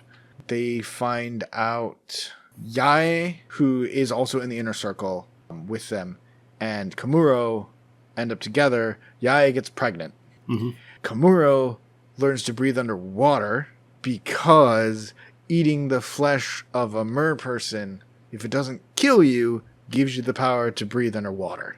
Yes. This is a very classical Japanese mythological thing as well. But yeah, so it's here too. Yeah, there's a reason that can happen. And I believe it's explained that if in your past there's something related to the sea, that's why I think it's just like a one-off line that they say at the very end. It's like, oh, you must have been related to some kind of sea person in your history. That's why it actually worked. Yeah. Oh, okay. Yeah, I feel like I remember that line, but I didn't connect it to that. That actually kind of makes sense. Komuro has eaten the flesh of a mer person unintentionally. He was not told this. No. The guru made him eat it, like, without telling him what it was. Yeah. And Komuro freaks out and just straight up murders the guru right then. Yep. And just goes out like, oh, the guru's gone into super deep meditation. Don't bother him. Yeah. There are certain points you see the guru underwater meditating or just walking around. It's like, okay, it's not a trick. He's actually doing it. He's literally breathing underwater. And that's also not what Inmir Kunst is, because he could do it forever. Yes. He could literally live underwater. Yep. The Inmir Kunst, they get, like I said, it's like 10, 20 minutes. And then they need to take a break from it. And because we talked about this, so the Kunst is, think of it as like a martial art. Yes. Because, like, it's Inmir Kunst here, but, like, other stories have used it, like, Battle Angel Alita is Panzerkunst. Yeah. So think of it as underwater martial arts. Yes, it's an underwater martial arts that this section of the Japanese police that works with a lot of water and ocean things use. Yes. And that is not what Kamuro and the Guru have. No. They can literally breathe underwater. Yes. From eating parts of mer people. A mer person. So Kamuro, now that he's murdered the Guru, basically takes over the sea cult. Yep. He's trying to figure out what to do with his right hand. Yes. He reveals that he wants to return the sea to the mer people because he feels awful about what's happened to them. Yai shows off newborn Chako to Orpheus. Yep. And also finds out that Kamuro murdered the Guru. Yes. Who, while maybe not her favorite person, he straight up murdered them. And like has his bones sitting in the water just like there for him to look at whenever he wants. Yep. It's kind of a little creepy. Because the attempts to find someone who can use the right hand have failed so much and they get into a big argument, Orpheus agrees to take the right hand and it doesn't kill him. Right. Because it has killed many people already. Yeah, and he does it mostly to protect Yai and by extension Chako too, but mostly Yai because Kamuro's kind of going insane and too devoted to saving the ocean and like killing all humans, of which Yai and Chako and Orpheus and most of the other people in the series are. So, there's that. This is also when Chako starts revealing her power to cause hyper-evolution. And when that happens, Orpheus is brought out to murder those things. Yes. Oh, wait, no, you find that out later. Okay, we'll get back to that. But yeah. Hey, jump back to the present. Chapter 40. Jinguji, the captain, and Ikaku, the swordsfish, fight. And Jinguji goes Super Saiyan crazy mode and just kicks the ever-loving shit out of him. And that's it. Yeah. Like, it's a good fight. Like, it's not just instant win. Like, she's losing, and then she uses her super move and wins. And it's like, okay, that's the end. Yep. Jump back to the past. Yes. Orpheus is named Orpheus because Chako gave him that name. Yep. Jump back to the future. Kamuro uses his super ultimate technique, Tartarus, forming a black sphere around Orpheus, which basically simulates the pressure of 8,000 meters under the ocean. So, like, he's literally getting crushed. Jump back to the past. Orpheus is locked up, but is still locked up with that hand in the Cult of the Sea. But Chako, now that she's old enough, walks around, and she starts speaking to ocean creatures, which leads to what in the beginning of the story was happening, where news reports of a girl who could talk to ocean creatures was happening. That starts happening. Jump back to the future. Shark literally sticks his arm and head into Tartarus and is trying to pull Orpheus out, even though 8,000 meters below the sea should immediately crush his entire skull. Mm-hmm. He kind of survives. Orpheus gives his power to Shark. Nothing happens yet. That will come up in now. Chapter 42. Jump back to the past. Chako's now become famous, but it's also causing explosive evolution, so Orpheus is being sent out to murder those creatures. He's being sent to de-evolve the life by killing it. Jump back to the present.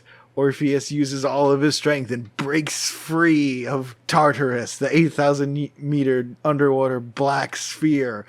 Chops off Kamuro's arm and goes for the killing blow when Kamuro just goes, Tartarus 10,000. And he gets summoned in another black sphere of 10,000 meters underwater.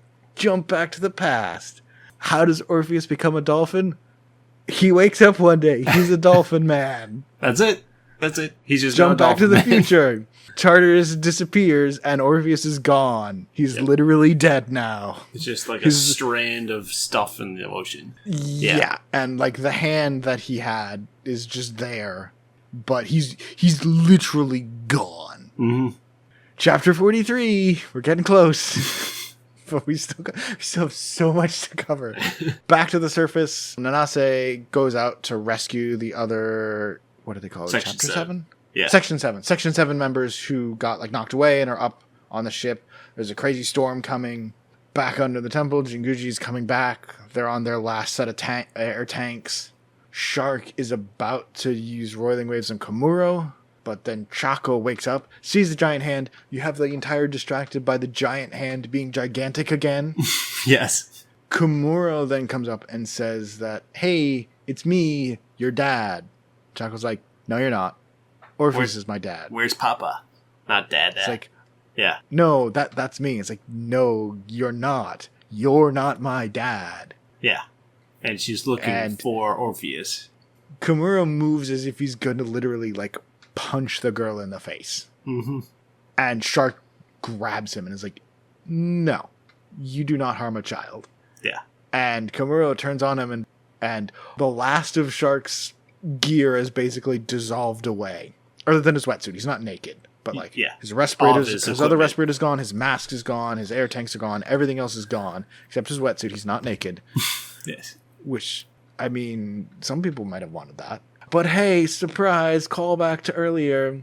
He has his bubble wand that he can use to breathe. Yep. Which was the thing that happened in the last one. And he's still trying to arrest Komuro. 44. Final fight. Komuro, missing a hand, but is an incredibly skilled fighter. Shark has had the shit kicked out of him and is breathing through a bubble wand. Yeah. But is able to hold up. When he uses Tartarus on him, Shark uses the roiling waves to destroy it. Yep. And so he doesn't get killed. And they're fighting, and then Shark hits him really hard and knocks him into the giant hand.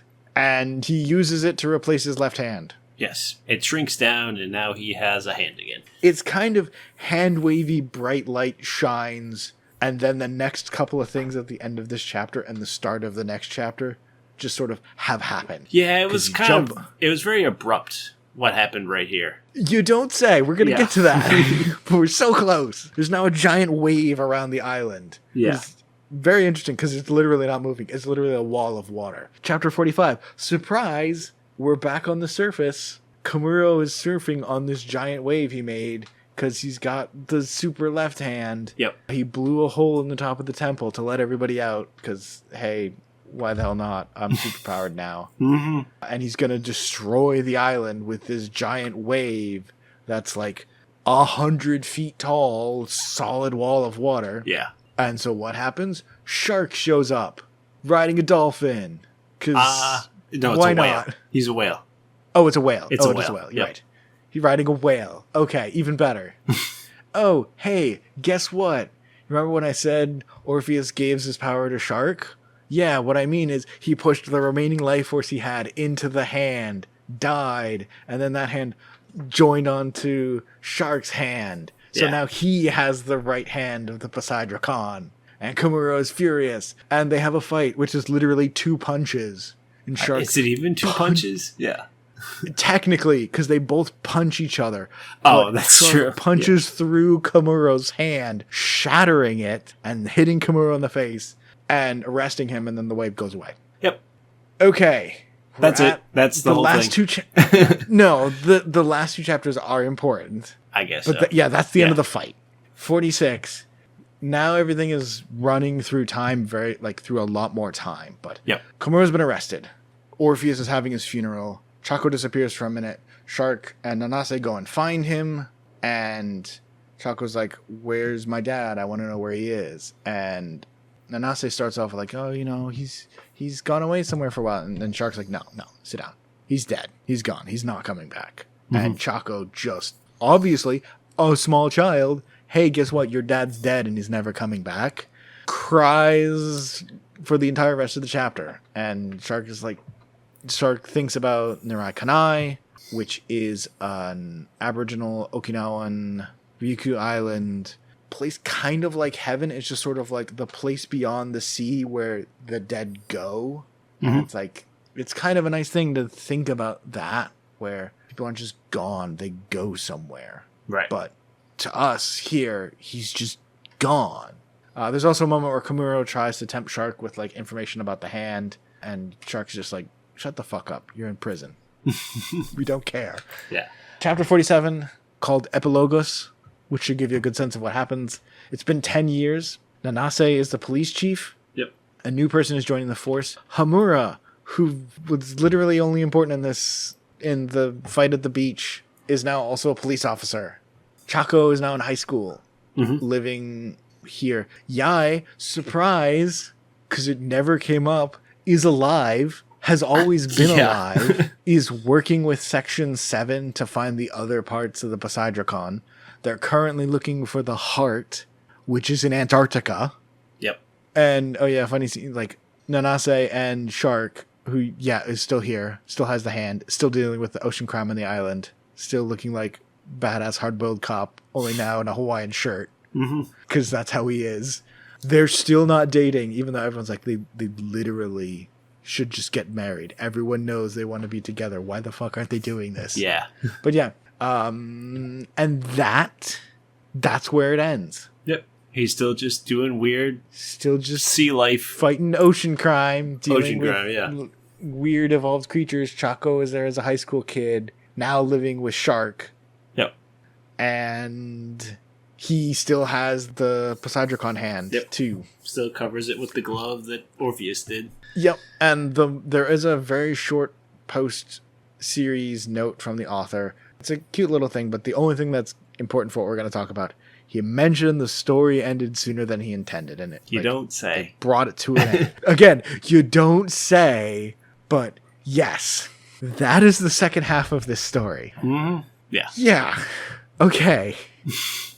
Did I miss anything? I don't think so. That's important. I missed a lot of things. I think the one thing to note is that the second half differs from the first half in that there's less comedy in the second half. It's very much more about the lore of the sea and battles.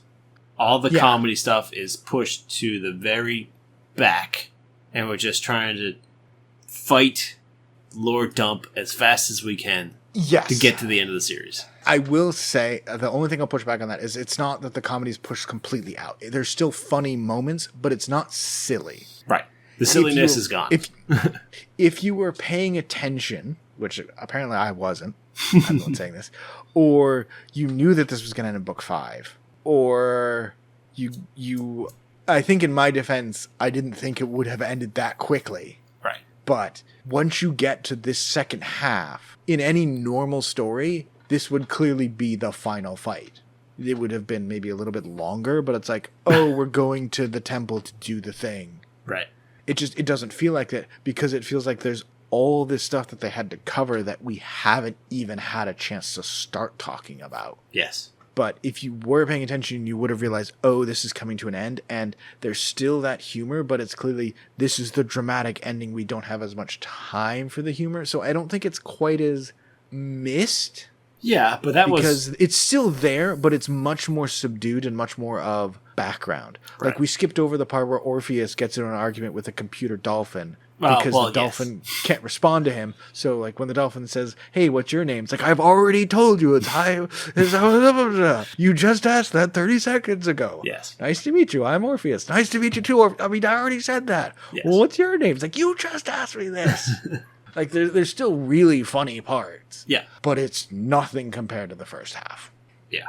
I think that's what really drew me into the first half, is just like, there's some really over-the-top just kind of things that happen. It's like, that's just the whole scene is funny. Yeah. And I think a lot of it went to more of the battle side and trying to explain what's going on. Mm-hmm. And I know it ended earlier than they wanted to, but up until when the wave shows up, it's like, okay, this is going quickly, but it's not going that fast. And then a chapter ends, and then giant wave appears. It's like, there's a chapter missing, I think, in between this and this. Something else should have happened. So the giant wave, that's probably the biggest point where the final fight literally being Komuro punches at Shark punches back at the same moment. And that's it. Shark just wins, and that's the final fight. That's, I think, to me, a lot of the fights are too fast. A lot of the stuff is dumped too quickly. It could have been spread out and like drawn out and been a better... You could have made it much longer, much easier. But I think that's the one moment where I'm like, no, this is actually just not that great. It's It like, needed... It the story is over now. Yeah. Even though it's like, you want to end it here, you should have made this a much bigger, an extra chapter just about this fight. That's probably, you have 3 chapters. Like, all right, I got to cram in as much as I can. I know I want a last chapter epilogue 10 years later, so that means I have to cram everything else into the last 2 chapters. There's just not enough space to wrap any of it up. So it's like, it is what it is. This is just going to be a crazy one punch, one fist through the other fist kind of fight that you think would have happened already, but whatever. At the same time, the only thing I'll say back on that is Komuro and Shark have been going back and forth on and off for the last dozen chapters, and other people have been going on and off with Komuro for the last dozen Orpheus, and the actual fight with him has been going on. Yes. So it's not really that there is no final fight.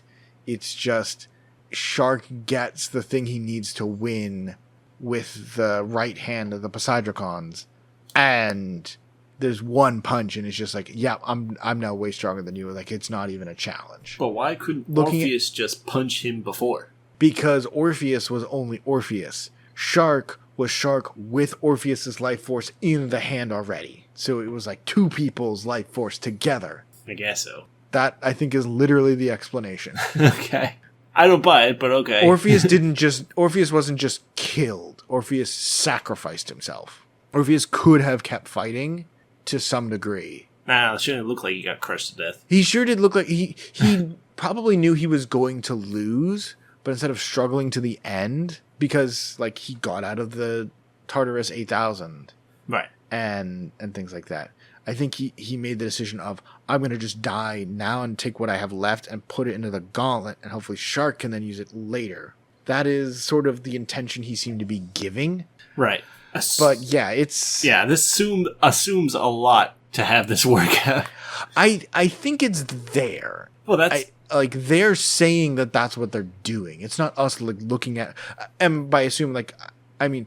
Was Orpheus assuming that would work out? Yeah, that was kind of an insane plan. But I think as a reader, like, oh, well, maybe that explains, like, no, he said that this was going to do this, and this sentence says here that means this. Okay, yeah, they are, the person writing the story is saying that this is what was supposed to happen. But how did Orpheus know that Shark could even wear the gauntlet since it had killed so many people already? I think that was also the reason why he gave his life force to it, because that's also what Komuro says, is how could you possibly have made that work? Oh, Orpheus did this. Orpheus gave part of his life force to do it. I think that's also part of it. Yeah, so the ending's a little suspect. The very ending is, I mean, this whole section is kind of suspect. But I'm going to talk about one last thing, and then I'm going to bring you back in for more questions and stuff. But my summary, the thing, like, I need to say this. Like, this series has... Minor learn thing. Before we started this podcast, when I was just testing my microphone, I decided to do a recording just for the hell of it of my thoughts on the end of this series, and I spent an hour when I thought I would be talking about it for 10 minutes. This series has stuck in my head for the last 6 months and this ending. So I'm going to try and condense it down into not that. Yes. And the way I've sort of been able to do it is there's 3 things that I find really special about Hardboiled Cop and Dolphin. The first thing that you brought up, which is this, and more of what we talked about last time, although some of it is still obviously here, is ridiculous, over-the-top, hilarious, crazy, ocean-based cop drama comedy thing. That's one big part of it, and that's very much the first half, a lot of the second half too. It's just, on its own merit, ignoring the overall plot, it's just a fun, crazy series. 2... We haven't talked about this as much. I don't know if you agree with me on this, but I do think this second half as a cop drama is really good. When you look at the second half, it's like, oh, it turns out they were partners, but then they betrayed him, but they were trying to do the sea cult, but then they're trying to do this, but it's a good reason, but then there was also this other thing, and hey, this person was also with them. Like, it's like a ridiculous Asian cop drama this is like really good. Stupid, ridiculous in a lot of ways, but like it's a good cop drama. Person who was a cop who then becomes the bad guy because the bad guys are actually doing something that's good, even though there was the other bad guys who were worse, and I got rid of them, and now I'm a better bad guy. But then the cops are trying to, as like a cop story, I think it works really well. But then the third thing, which is, like I mentioned a couple of times, and like the whole reason we're doing this in 2 episodes, and like we're doing this in the 2 halves, it ends. And that's something that I think is really different about this, and something we don't give enough other series credit for, or talk about as much, or think about as much. It comes to an end. There was obviously a lot more planned. It was obviously going to be longer. The author even said that. It was definitely crammed down. But it worked. As a story, as a narrative, as a set of things which happen and tells a story. It works. It makes sense. It pulls you along really well. It's a good ending. Maybe other than those 2 punches in the water wall. But even still, ignoring that one part, it's a good ending. It's a complete story. Yeah, I didn't realize until the start of book 5, end of book 4, that, it was almost over. But even knowing that, the story itself works as a narrative. Mm-hmm. And there are things that would have been nice to see them spread out. Cough, cough, final fight, not 2 punches and a giant wall of water. Again, we're going to say that 100 times. But it didn't have to be 30 books. It didn't have to be 100 chapters. 5 books is enough. And I mean, look at what we just spent the entire last whole section talking about. Mm-hmm. Holy crap. For any other manga, that would have been like 6 books. 8 books, 12 books. Yes. That was 2.5. They crammed so much, and it worked. It was this very condensed 5-book series. Started, happened, came to an end, and it was great. And that's different. Like, a lot of series just sort of go until they stop. And this one got to an end and brought it to an end and did a good job of that. And I think that's special too and deserves more notice, because a lot of series kind of just keep going. Mm-hmm. I don't think they meant for it to stop, but what they pulled off when they found out that it had to stop was still really good. Random thing I talked about a couple weeks ago, Teppu, the women's amateur MMA series, I think had a very similar thing happen where there was set up for maybe it to be a longer story, and then they decided to end it early, but they brought it to an end, and it ended, and it did it well. Mm-hmm. And all the drama that you were going to get out of the series, and all of the events that you were going to get, they had to be crammed in there. They had to be condensed down to fit, but they're all there, and you get that ending. And I think that's nice. Mm-hmm. It's too many manga that you read, because like, how many of them have we read that we just haven't finished yet? Maybe they're not done, there hasn't been an ending yet, or the ending's kind of bland, where it's just like, oh, you just sort of stop reading. Here's one where you get to the end, and it only takes 5 books. Yeah, I agree with most of what you're saying. Okay. I agree that this is a really good story. That's definitely the first part with the cop drama and all that stuff is really good. I liked the going back and doing the infiltrate the cult. Yeah. That was really good with the cop drama. My biggest problem is it does end. If you just want to read a single 5-book story, it's fine. My problem is this would have been a better story if the author was told you only have 5 books. But because it's an ongoing weekly thing, you're going along, and then all of a sudden, oh, sorry, we're not going to let you do any more than 5. You're already on book 3, so you now have to finish really fast. It's like, okay. See, I'm not sure about that. Why? Because it really, reading it again, it really feels like starting in like the midpoint, like, oh no, this is going to be the end. This is the start of the end. Right. There is nothing after this. And he has 2.5 books to get to the end. Because when you put it like that, it feels like, oh, you're like 5 chapters away from the end. Bring it to a close. And I don't think that's what happened.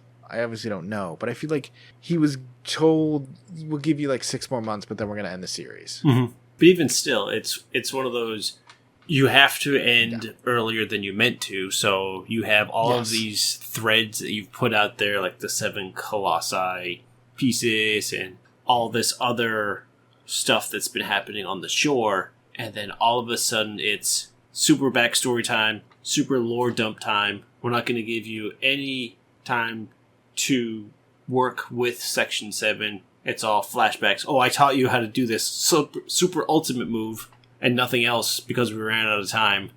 And it's really condensed, which can be good, and you can follow the story, but it's one of those, there's all these things that should have been more.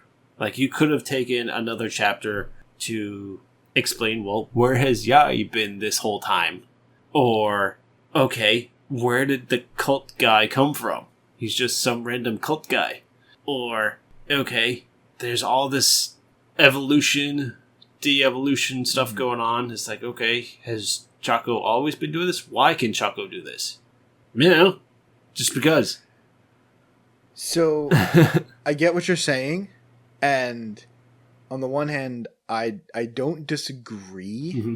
I say 30 seconds before I'm about to disagree with you on that. But the first part on that, though, is I do agree that there's a lot of threads and things that are in this series that are just left. Epilogus ends with like, oh yeah, Yai and the police are looking for the 7th piece. We know the cult has 4. We've only seen 2 of the 4 that they have. Yeah.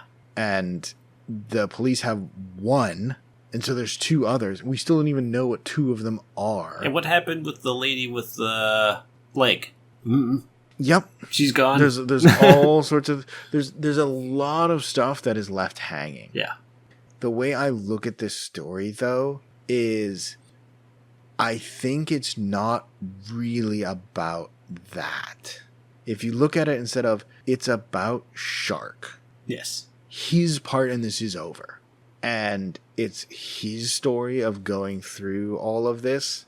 And yeah, saving the day and getting the hand. And yeah, there's all this other stuff. And so it's not really just about him.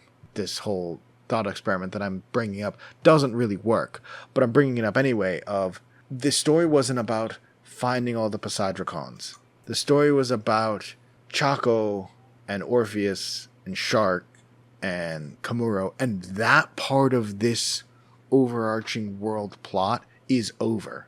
These other things in the past happened, and there's hints to them that exist in the story. Things that are going to happen, you can theorize about and think about and consider what might come in the future. And those are also there. But that's not what the story was. If the series kept going, they probably would have explored that, because it's just obvious those are the things left to talk about. But at the same time, that they're not explained, I don't think takes away from the story that is there. Yeah. Those other things are there, important, but not so important that they necessarily detract from the actual events that happen, because they're fun to think about and talk about and consider. But they're not as important as what the hell actually happened with Kamuro, Orpheus, and Yai in the sea cult while they were there. That we saw. And as for Chako, we sort of skipped it, but she's clearly got something to do with this sea god thing that exists, and she is something, but we don't get the direct answers on it. But she's also not constantly being forced into that, and under the protection of the police is basically insulated from that. So if it was a longer story, we'd obviously get all of that. Yep.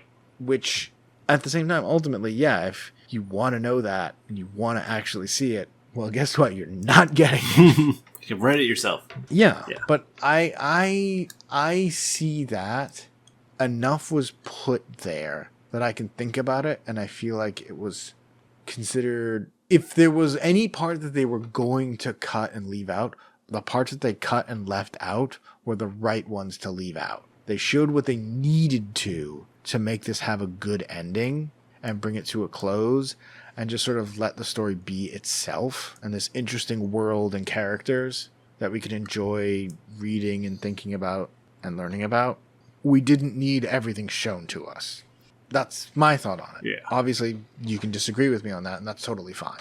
Yeah. But overall, I like the story for all 5 books. I definitely like the first half better than the second half because I feel like that epitomizes what the hard-boiled cop and dolphin idea is. It's like, okay, we're 2 cops. We're going to do cop things. One's a dolphin, though. So we're going to get up to some crazy shenanigans and because we're a cop and a dolphin.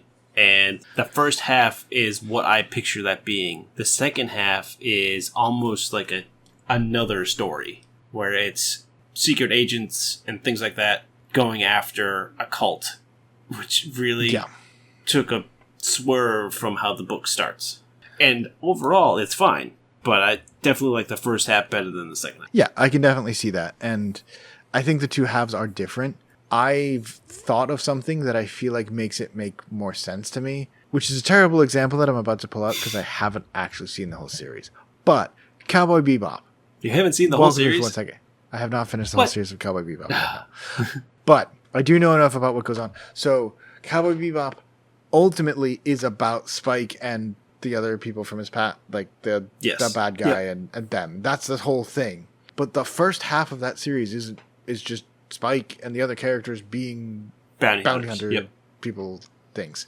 That's kind of the way this series works, and that's kind of the way a bunch of other like single season animes often work, where it's this first half is sort of, hey, we're looking at the world, and the second half is, okay, now we're gonna look at this main plot. That's the series. Obviously not all of them work like this, but it has that feel of single season anime or a couple other like really short series TV shows where it starts off, here's the world, and we're hinting at this thing, and then about halfway through, okay, now we're going to focus on this thing. And I do think you're right. If you really like that humor, goofy ridiculousness, the first half of the series is way better than the second half. I disagree. I like that. I think the first half is wonderful. I think it's very unique and very special. But that second half, working so well at telling a story, like I've been thinking about this for months and trying to figure out how to explain it, and I still can't explain it well. But that second half of just, here's this story and we're going to wrap it all up and we're going to pull all this together in 2.5 books. That to me is even more so. And this was the point of that first half. First half was the silliness of, hey, this is the world that exists, and the second half is, this is why it exists and this is what comes from it. But that's going to be up to you, which you ultimately prefer. Right. And I think either way, it's a great series and it's worth reading. I just think it's done something that a lot of series don't do well, and that's have an ending that's really good. And it wasn't even intended to be this short. But I'm thinking of other series that I've read recently that I've gotten to the ending, and most of them are not as good as this. Okay. Unfortunately, the ones that I can think of off the top of my, like, I'm thinking like, what last year? What did I? Okay, Mashlay's ending is not as good. I don't remember how that ends. Yeah, I've read it, but I don't remember how it ends. Yeah, it is a great battle shonen ending. Okay, but like the very final fight. Someday, if we ever get to that, we'll talk about it. But it's like, it's okay. It's fine. It's an ending. It works. Yeah. Coppellion has a great ending. But like a lot of shonen series, yep, that was our last adventure and we're just going to stop. Here it's the bad guy we were fighting with, the thing we were dealing with, bring that to a close. And yeah, there's other stuff going on. And you know what? We're washing our hands of it. We're not part of it. Like, no, we're done. We're just, no. We've lost too much. We've dealt with enough. I don't want to deal with that anymore. I'm out. Section 7, you deal with all of that. I'm just a beat cop on this island, and I'm staying here. That's not really how it's portrayed, and it could very easily and very obviously and normally would have gone and followed off on all those other adventures. But for a series that just decided to just be like, well, decided, it's probably not the best word, was told, come to an end at some point along its journey, and this is where it ended up. I do think it did a great job of that, and that's part of why I wanted to bring it up. But I can understand, first half was really fucking goofy. And you're never gonna find the Octobomber guy who's a octopus human bomber who, if you beat him up, pieces fall off and they also explode. Yeah. Ah. Do you have anything you want to add? No, I think that's about it. It's really good. It's how the ending ends. It's never going to be up to everyone's expectations just because that's how all stories... Yeah. No one ever loves all endings. But it ends. It's 5 books. It's a quick read. There's some great scenes in it. The art's amazing. Mm-hmm. It's really well done. Yeah. So I definitely recommend checking it out if you haven't. It may not be everyone's cup of tea, but it is a fun story. And they cram a lot into it. Early on, it's humor. Later on, it's insanity. Yeah. And I think that's the other thing that like the art and all of that is good. And it's like, it's not as funny at the end. No. And like the last 2 or 3 chapters are much more subdued, which is weird to say, but it maintains this level of ridiculousness over the top. That moment where Shark is like standing up, having been gotten the crap kicked out of him again, the remains of his dive mask, his air tanks and respirators all just fade away into dust, and he just puts a bubble wand in his mouth and is like, let's frickin' go. It's like, ooh. There are still moments like that, even if they're not quite as laugh out loud funny. I think that ridiculousness comes through. But yeah, I 100% agree. It's 5 books. You should just read it. It's so good. Even though you already know everything that's happened, it's so much fun. Yeah.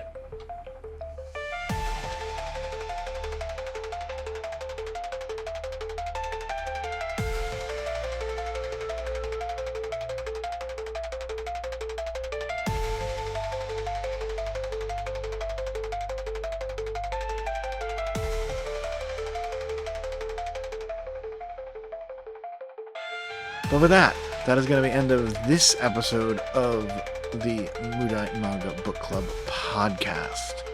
Oh boy. That was long. It was, this is like almost as long as like our short episode number 3 was. Yeah. It's almost as long as our old short episodes were. It's great. But if you want to listen to us in other places where you are not currently listening to us, you can find those places at YouTube at Mudai Manga Book Club, or on Podbean and other podcasting apps under Mudai Manga and Book Club. You can also follow us on Blue Sky at Mudai Manga Book Club, where we will announce the series that we're going to be reading and whenever new episodes are released, either on YouTube or on podcasting apps. Please like, share, thumbs up, subscribe, bell notification, and other such happy McDouglies on these episodes to let us know that you enjoyed it and that you think it's good, and that the computer rabbit thingamabobber, I don't know what I'm talking about. What the hell am I even saying? Do the happy-go-lucky juice things. Yes. I don't know how computers work either. I almost was a computer major. I don't know anything anymore. The happy juice that makes the programs be all good feeling and make things go to other people. Do that stuff. In case you haven't noticed, it's getting very late. It's been a long episode. If you would do us that would be great. We always love to hear from you all as well. So if you'd like to leave us comments, questions, concerns, or anything like that, feel free to do so on the episode, or you can email us directly at mudaimangabookclub@gmail.com. And with that, want to say the episode's over, but we have to stop and do another recommendation. Yeah. Louie, go ahead and do the first one. Okay, I'll keep this quick. There's a show on Netflix called Troll Hunters Tales of Arcadia. I've been watching it recently. I've watched it before, but I'm watching it again. It is a story about a high school boy who finds a device that turns him into a troll hunter. which the idea is there are trolls in the real world. The troll hunter job is to hunt down bad trolls. And it's 3 parts. So part 1, 2, and 3 is Troll Hunters. There's actually then a second series and a third series that are other characters. And then there's a final movie that ties all of it together into one final kind of ultimate showdown. It's really good. It has a bunch of famous voice people. Came out in 2016. It's the first season. It is pretty much high school boy, gets superpowers. Superpowers is not quite the right word. He gets magical armor that lets him fight giant trolls and defend trolls with the help of other trolls and also his friends, and dealing with high school and puberty and dealing with his mom, who's a single parent because his dad walked out on him, but the mom was also a doctor, so she's never home. And yeah, there's just a lot that goes on. It's very much a coming of age, becoming who the kind of hero he wants to be, who he wants to be.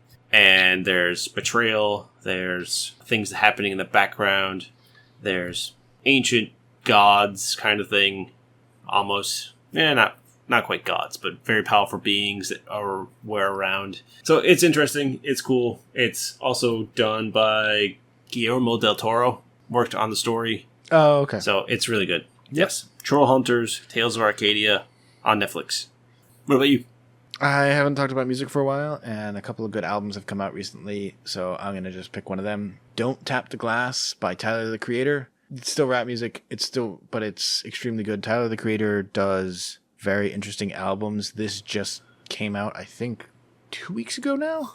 It is a mixtape. It's about 28 minutes long. It's a short little album. It's basically summer party music, the album for 2025. It's dance and upbeat and fun hip-hop music. It's still Tyler, the Creator. It's still modern rap music.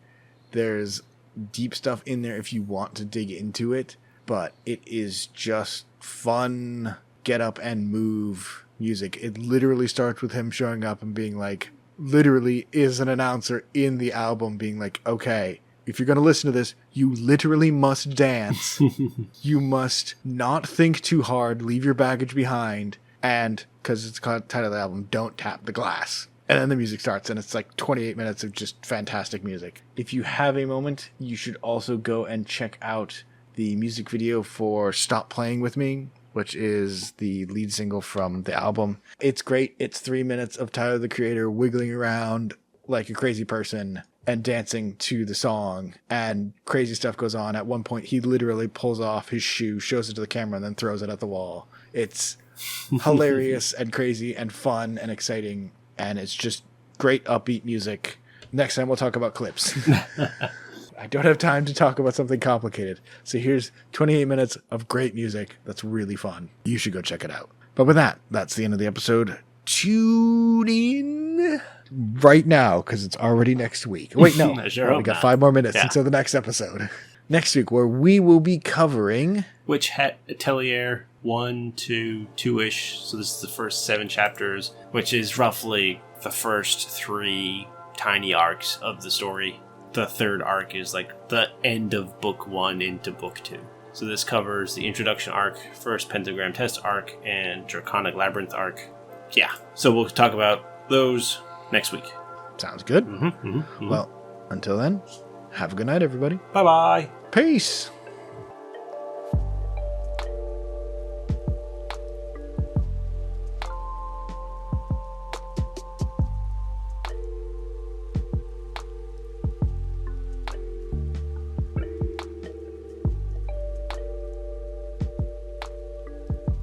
All right. Oh, snap. I was about to say fatality, but I was confused why I would say that. Babality. Book readity. Book readity? Yes, there you go. Book readity. You just slap them with a book.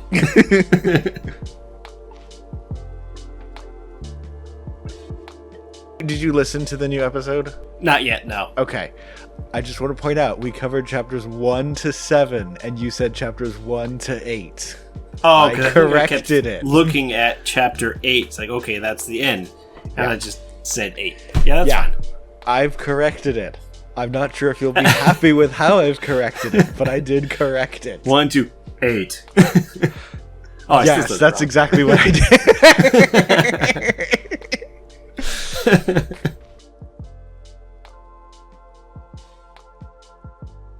So, in mir Kunst? I don't know how it would be pronounced. So I'm going to say in mir Kunst. Sounds, yeah. Because in mir Kunst does not... No, I don't want to say that. I don't want to say that. I'm going to say Kunst. I think it's Kunst.